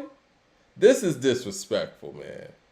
Like, it's one thing that you think Andre's better than Rakim and LL Cool J somehow, but Outkast's catalog is so great that only one member out of the two gets all the way to number 12, and the other member, who, if you really listen to their music, had a lot to do with creating what they made, doesn't even get top 50, and that guy has 4 albums. And you want to know what? And this is where the pull-up happens, because we're going to pull up on them on Twitter and ask them to explain. How does Big Boi not even get a because slot? I don't think you understand. Their same explanation is the bullshit. Their explanation is the bullshit, Mike. You get what I'm saying? Like, the explanation and the rationale for how they hold him and how they are regarding things. Well, based on the way that they are regarding things for certain other MCs, it's like, well, Big Boi should be on this list if that's the case, because Big Boi has everything that Andre has. Like, he has the guest appearances. Yeah. And he has the actual, I don't know, Outkast work that they're talking about. He actually has more guest appearances. He has more important guest appearances, actually. And he's got 4 solo albums, Mike. And one of these guest appearances they're talking about, Big Boi's on there. He's on International Players Anthem. And I hate to be the one to break this to people. It's like, they won Best Rap Album at the Grammys, okay? No, they won Album of the Year. Okay, but you know what? That was because he was singing, though. You know what I mean? It wasn't because of his rhymes. How about it is what it is. How about this? Did they even bring up his solo album on here? Because it's not a rap album. It's a rap list. Say that again. Say that again. It's not a rap album, so they couldn't even bring up the Love Below. They couldn't even try to fake it. They had to bring up features. Quincy Hogan, and you know what, by the way, Big Boi's on the Walk It Out thing too that they're talking about. Everything that they mentioned, except for this Jeezy I Do, Big Boi is on as well. Quincy Hogan with the super chat says, does Little Brother have a case to be a top 10 group? Only group battling 1,000. I'm sorry, only group batting 1,000 with group albums and solo projects. I like Little Brother. Top 10, that's a little steep, man, because, you know, some heavy competition with top 10. Raekwon didn't make this list. You talking about who? Tall Little Brother. Uncle Fran with the super chat says, I love Mirror Music, Coop. Great deep conversations there. Yes, go check out Mirror Music. Esquire with the super chat says, since y'all are disqualifying 3,000, what solo Big Boi projects put him in the top 50? He's in my top 50, by the way, just asking a rhetorical question. I think Chico Dusty, this is the thing, kind of like what we did with Prodigy. Once you actually have solo albums in the books, now we can start factoring in some of the group stuff. We did that with Q-Tip as well. You know what I'm saying? Because he solidified himself as a solo artist, not just on his own, but even on Tribe albums. So did Prodigy, you know what I mean? Big Boi has West Savannah on Outkast projects, you know what I mean? He's done that. And so when you actually can see that this person can carry a 2 to 3 verse song on their own, then yeah, we can start factoring in everything else. But Andre is the only MC, period, that we cannot find one single song where he has 3 rap verses and a hook. Find me somebody, please. This is not normal. You know what I'm saying? It's not. This is not normal. In a 30-year career that is held so high, and these people want to sit here and act like everything Outkast is basically Andre's shit. I guess Big Boi had nothing to do with these records, huh? Happy birthday, Big Boi, by the way. I think you're the king of Atlanta, in my personal opinion. You are the king of Fuck Atlanta. what these people think, man. We love and respect you dearly. Yeah. And, he keeps the Dungeon family together. That Dungeon Family album doesn't happen without Big Boi's efforts. Killer Mike's career doesn't happen without Big Boi's efforts. Janelle Monáe's career doesn't happen without Big Boi's efforts. And this is the type of treatment he gets for it.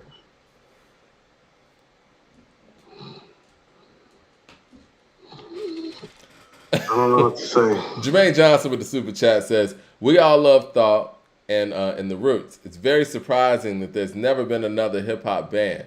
Why haven't anyone tried to emulate them?" Money, man. Like, people ain't trying to split money down that many ways. I mean, that's why we got so many solo artists and groups went away. Money. Yeah. Money. And shout out to the Migos. I love the fact that the Migos were able to bring the group dynamic back, but they're family though, so it's a little different. Yeah, that's bro and cuz and them. So yes, I mean, I would love for anybody at Billboard, Vibe, and because Vibe doesn't get away scot-free on this. Tell me how Andre's number 12 all time and Big Boi's not even in your top fucking 50, and all you have to point to for Andre's justification is Outkast efforts. You know, there's only two of them in the group, right? No. How about this? Let's go to somebody like Ice Cube, who was in a legendary group as well, and let's go to his solo material. How can you justify, and Scarface from the Ghetto Boys, how can you justify? This was the thing with Andre that you exposed me to that people need to understand, because I used to fight for Andre like they're kind of fighting for Andre, and you were like, Maku. It's like, Ice Cube got that NWA stuff, but he got the Ice Cube stuff, and he got the West Side Connection stuff. Well, Scarface got the Ghetto Boys stuff, and then there's the Scarface stuff, and then there's the collaborations with people like Ice Cube and Tupac and Master P, and it's like, how's Dre ahead of these guys again? Exactly. Like, not with any sort of vitriol, because I think sometimes when we speak, because we speak passionately, people have the message misconstrued about what we're trying to convey. So let's make sure we're conveying this properly. Right. I you love have Dre. somebody without a solo rap album ahead of Rakim, LL Cool J, Scarface, and Ice Cube. We're going to have to revoke your card. Because on the same list, Mike, on the same list, Prodigy, Cool G Rap, and Raekwon are not on it. Because what people Mike, are disregarding... Too Short's not on it now, too. Because we actually put Short down. Yeah. And Cam's not on here. This is what people are disregarding. It takes something different to be able to be a solo artist. It does. And when you're a group member, that's fine too. But let's not sit here and act like the other person in your group just doesn't exist. You know what I'm saying? Like, Andre's impact that everyone's talking about, and he does have impact. It doesn't work if Big Boi's not there. It just doesn't. You know what I'm saying? Like, I was there. The only reason why a lot of people was rocking with the fact that he had the blonde wigs and all this other stuff going on is because Big Boi was right there to support it. You know what I mean? And that's one thing. But the other thing is, too, man, like, it takes a lot to just have the confidence to go out there and be a solo artist and, you know, just do your shit and have everybody gravitate to you without having to gravitate to a collective. And if you've never jumped out there and attempted to do those things and you're shining, in comparison to your group member or whatever, that's one thing. But you can't be compared to other solo artists if you've never taken that plunge. You just can't. And that's just the bar outside of the bars, outside of the fact that you're averaging 14 verses an album where somebody who's solo is averaging like 40 verses an album. That's a whole nother conversation. But I just feel like, as an Outkast fan, and Andre is my favorite rapper growing up, man, after Method Man, you know what I mean? Method Man was first, and Andre, whatever. I just feel like Andre just doesn't have it in him to make a solo rap song, let alone a damn album. And with that being said, there's no way in hell you could be ahead of somebody like Rakim, Scarface, Ice Cube, LL Cool J if you don't have it in you to make a individual rap song by yourself. You don't have it. You know what I mean? Like, it is what it is. And it's fine. But we got to put that in context. But to leave the guy out who made all this material with him, it's crazy. It's disrespectful, man. And I'm tired of Big Boi getting disrespected in this Outkast collective, man. It's sick. Well, this is what I mean about how this list is invalidated, and this is where it gets invalidated totally. Well, I've said this on this show before. Prodigy's not on this list, Mike, and Raekwon's not on this list, so you know exactly what I'm about to say. Where's Andre's Incarcerated Scarfaces or Quiet Storm? Where's the proof? Because like Incarcerated Scarface and Quiet Storm is proof. Spot Rushers, proof. Live from New York, proof. Sneakers, proof. You get what I'm saying? Keep it thorough. Proof. Like there's proof that these guys by themselves cannot just be great, but be epic. And we don't have any proof of his epic nature as a solo rap artist. I'm not trying to be a hater. Okay, all right. Quincy Hogan has a super chat I want to address, and I'm sure people are going to say this in the comments after the show. He said, 3 Stacks doesn't need a solo album with 3 verses. His lyrical ability is enough to body anything in front of him, and is enough top 10 without question, no debate. Okay, this is the thing, man. Even if you think that, let's take this to sports, right? Great as James Worthy was, we know James Worthy's level of talent. He was the #1 overall pick, but he played with Magic and Kareem. It's different. It is different. It's a different level. Now, we've never seen him go out there and have to carry a team. You're not going to compare him to somebody who has had to do that and succeeded in doing so. You're just not. You're not going to sit here and say, yo, I'm comparing Worthy with Wade or something. Like, you can't do that. You haven't seen it. You know what I mean? Like, I know what you think that Dre could do with 3 verses, but we don't know. It's never been proven. We have no evidence. And Mike, to actually sit there and match up your imagination with shit that really happened, no, Rakim really does have a lyrics of fury. I ain't got to imagine that shit. Rakim really does have an Eric V as president. He really does have a microphone fiend. Mike, he has it 20 times over. Yeah, That's I don't have to make that up. This is what I mean. So understand crazy. how disrespectful that it is. Rakim might be the king of the solo mission, Mike. Yeah. Like of all the solo MCs, he's the soloist. Like he probably has, like it's probably Nas or Jay at this point, but as far as peak level material, Mike, he probably has the most iconic classic songs by himself. Yeah. No MC in sight. Like as far as like by himself. Yeah. Like I be telling people, it's like, no, Life's a Bitch got AZ on it. You know what I'm saying? Right. On Paid in Full? No. That's, you know what I'm saying? It was written? No. I'm very clear that I hear Havoc on the hook of the setup. I'm very clear that Prodigy and Havoc are on Live Nigga Rap. That's Foxy on Watch Them Niggas. You know what I'm saying? Oh, that's Dre on Nas Is Coming. Oh, that's the Firm on Affirmative Action. Paid in Full and Follow the Leader and Let the Rhythm Hit Him. Solo mission of classic shit. Like solo mission. Yeah. LP with a super chat says, Big got better solo songs on Cass albums than Dre. What? Big got better solo songs on Cass albums than Dre. That's funny. He does. I mean, West Savannah. But Dre doesn't have any solo songs on the Cass album. We have evidence. The closest thing he has to a solo song is Babylon on ATLiens. And Big Boi has to clean that up. He came in the 3rd verse. Why didn't Dre just finish off Babylon himself? Huh? We can talk about this, I'm just saying, it doesn't exist, and I'm tired of people acting like it did when you got somebody who's right next to him who was a part of all of these albums, a major part of all these albums, and then made 4 solo albums on his own, and he gets left off a top 50 rappers list, and this guy gets 12 just because he is invisible? It's crazy. Mike, did you ever thought that you'd see the day where you would pull up and do a hip-hop podcast, and I would be getting called a hater about my thoughts about Kendrick, and you would be getting called a hater about your thoughts about Andre? We're fans of both.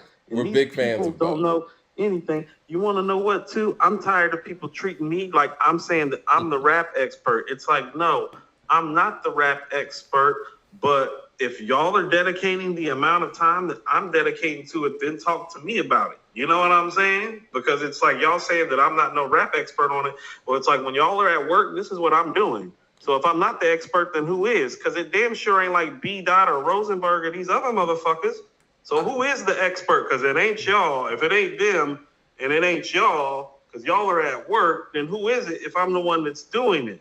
Well, I think everybody has their opinions in those things, and it's great. You know what I'm saying? I think we're here for everybody to share their opinions and knowledge and collective, just discourse. But this thing about it doesn't matter that you don't have an individual song with 3 verses is just insane.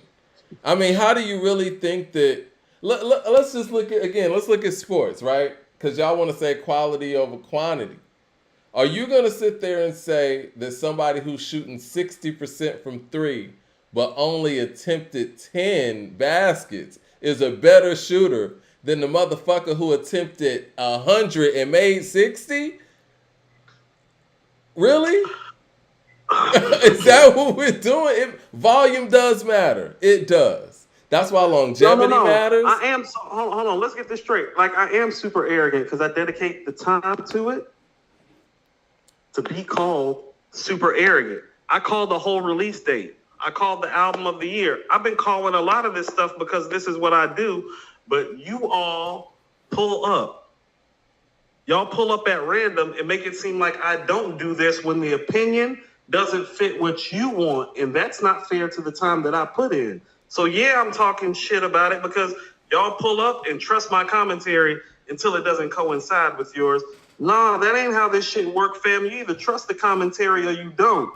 You feel me? That's like going to the plug and being like, nah, I don't want none of that work this week. I don't know what type of plug you are. It's the plug you pulling up every week. That's like me having my relationship with the plug right now and be like, oh, I don't know about that shit that Taj just said. How am I going to say that after all this time when she done fed me so much solid shit? You're like, I don't know if that shit she's saying solid right there. It's like, oh, when did that happen? Cool, she going to look at me side. If I were to pull up on her the way people pull up on me at According to Hip Hop, she would stop talking to me. Because she'd be like, damn, nigga, where's the love? Where's the respect? I thought I was your mans. Thought I was your folks. Coop, you do a great job. I think people be trolling sometimes, man. No. It be people that follow. No. I understand that they be trolling, Mike, but it be the people that follow us religiously that do most of the trolling. It's like, oh, no. I know exactly what I'm talking about. Andre don't deserve to be on this list. Kendrick's too high. Where is Cool G Rap Prodigy and Raekwon? And kiss my ass goodnight. It's about time to go. But yeah, Esquire, I am a Scorn fan. I mean, I'm a Scorn fan of Outkast, and I don't like the fact that half of the group, Big Boi, is getting treated like he wasn't a part of the group at all. I don't think that's cool. Especially if you're really a fan of their music, you can understand and you can hear his influence on their biggest songs.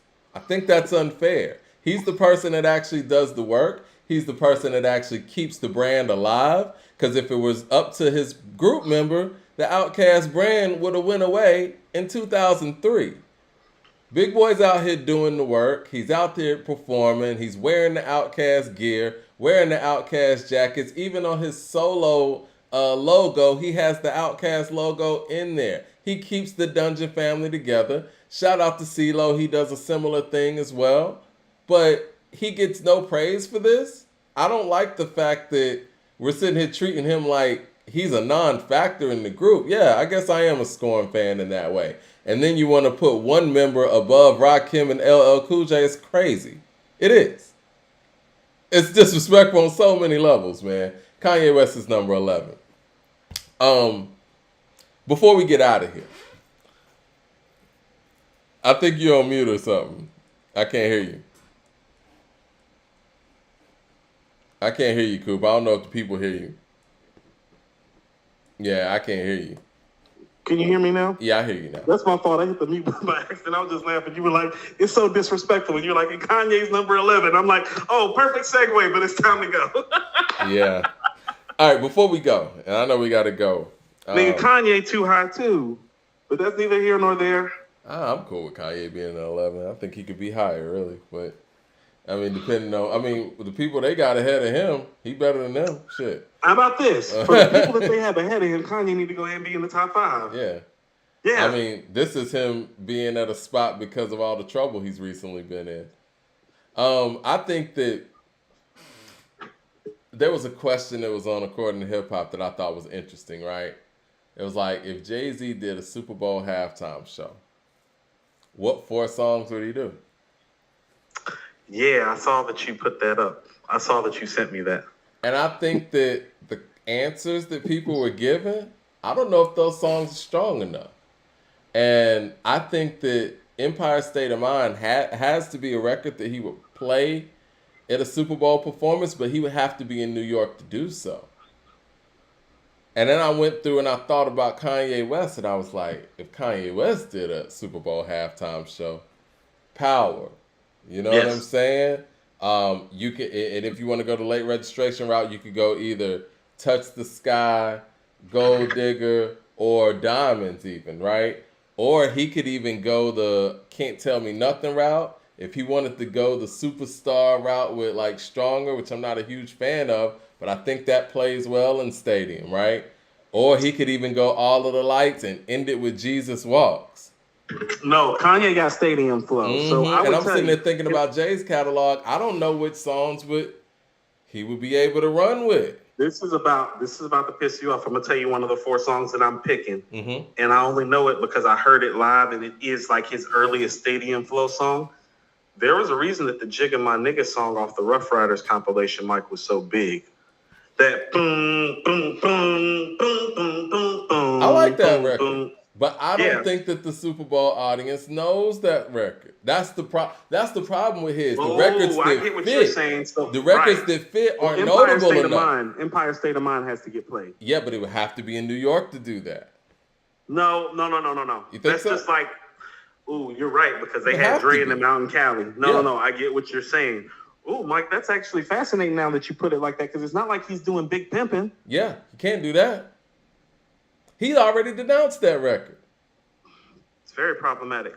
Well, I've always said this, Mike, and you and I have talked about this. Well, his hits were never like that to me anyway. Yeah. They were always really good, but it wasn't like, Yeah, like, I like think what's he gonna do? Like he gonna do it again? No. Give it to me.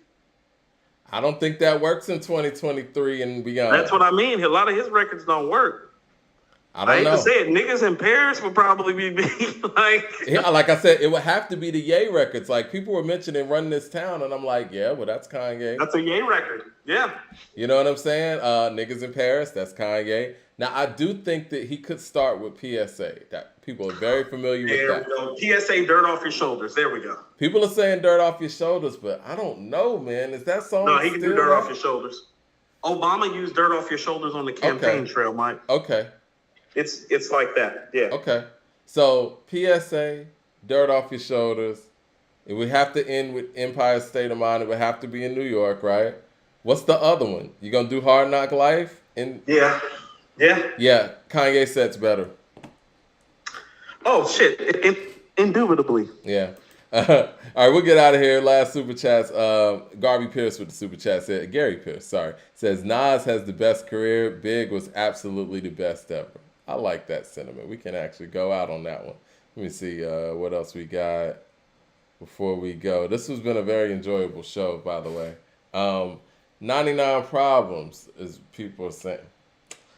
I'm telling you, man, like, I would enjoy Ye's show a little bit more, man. I'm just being honest. Maybe 99 Problems. Never been a big fan of that record. You hate 99 Problems. Why? It's one of the few stories we have. Just never liked it, man. I can't really dissect why. I just, it come on, I change. You just don't like the record.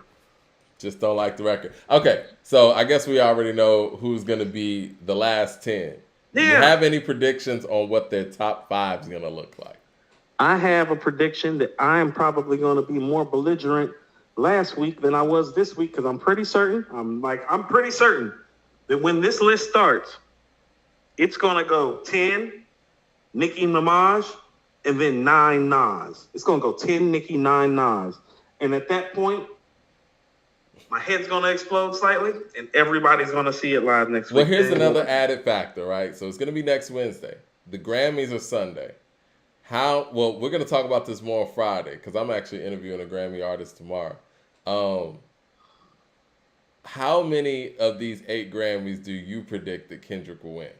Probably all of them. So if Kendrick goes out there and let's just say wins 5, 6 Grammys, he's going to be in this top 5 next week.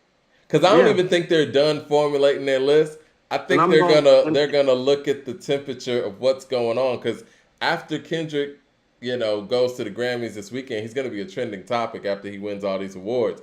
They're gonna put him in that top 5. And I'm gonna pull up and I'm gonna totally eviscerate them and him because he doesn't deserve to be top 5 and he doesn't deserve to be top 10. I think Eminem's gonna be number 2, number 3. Okay.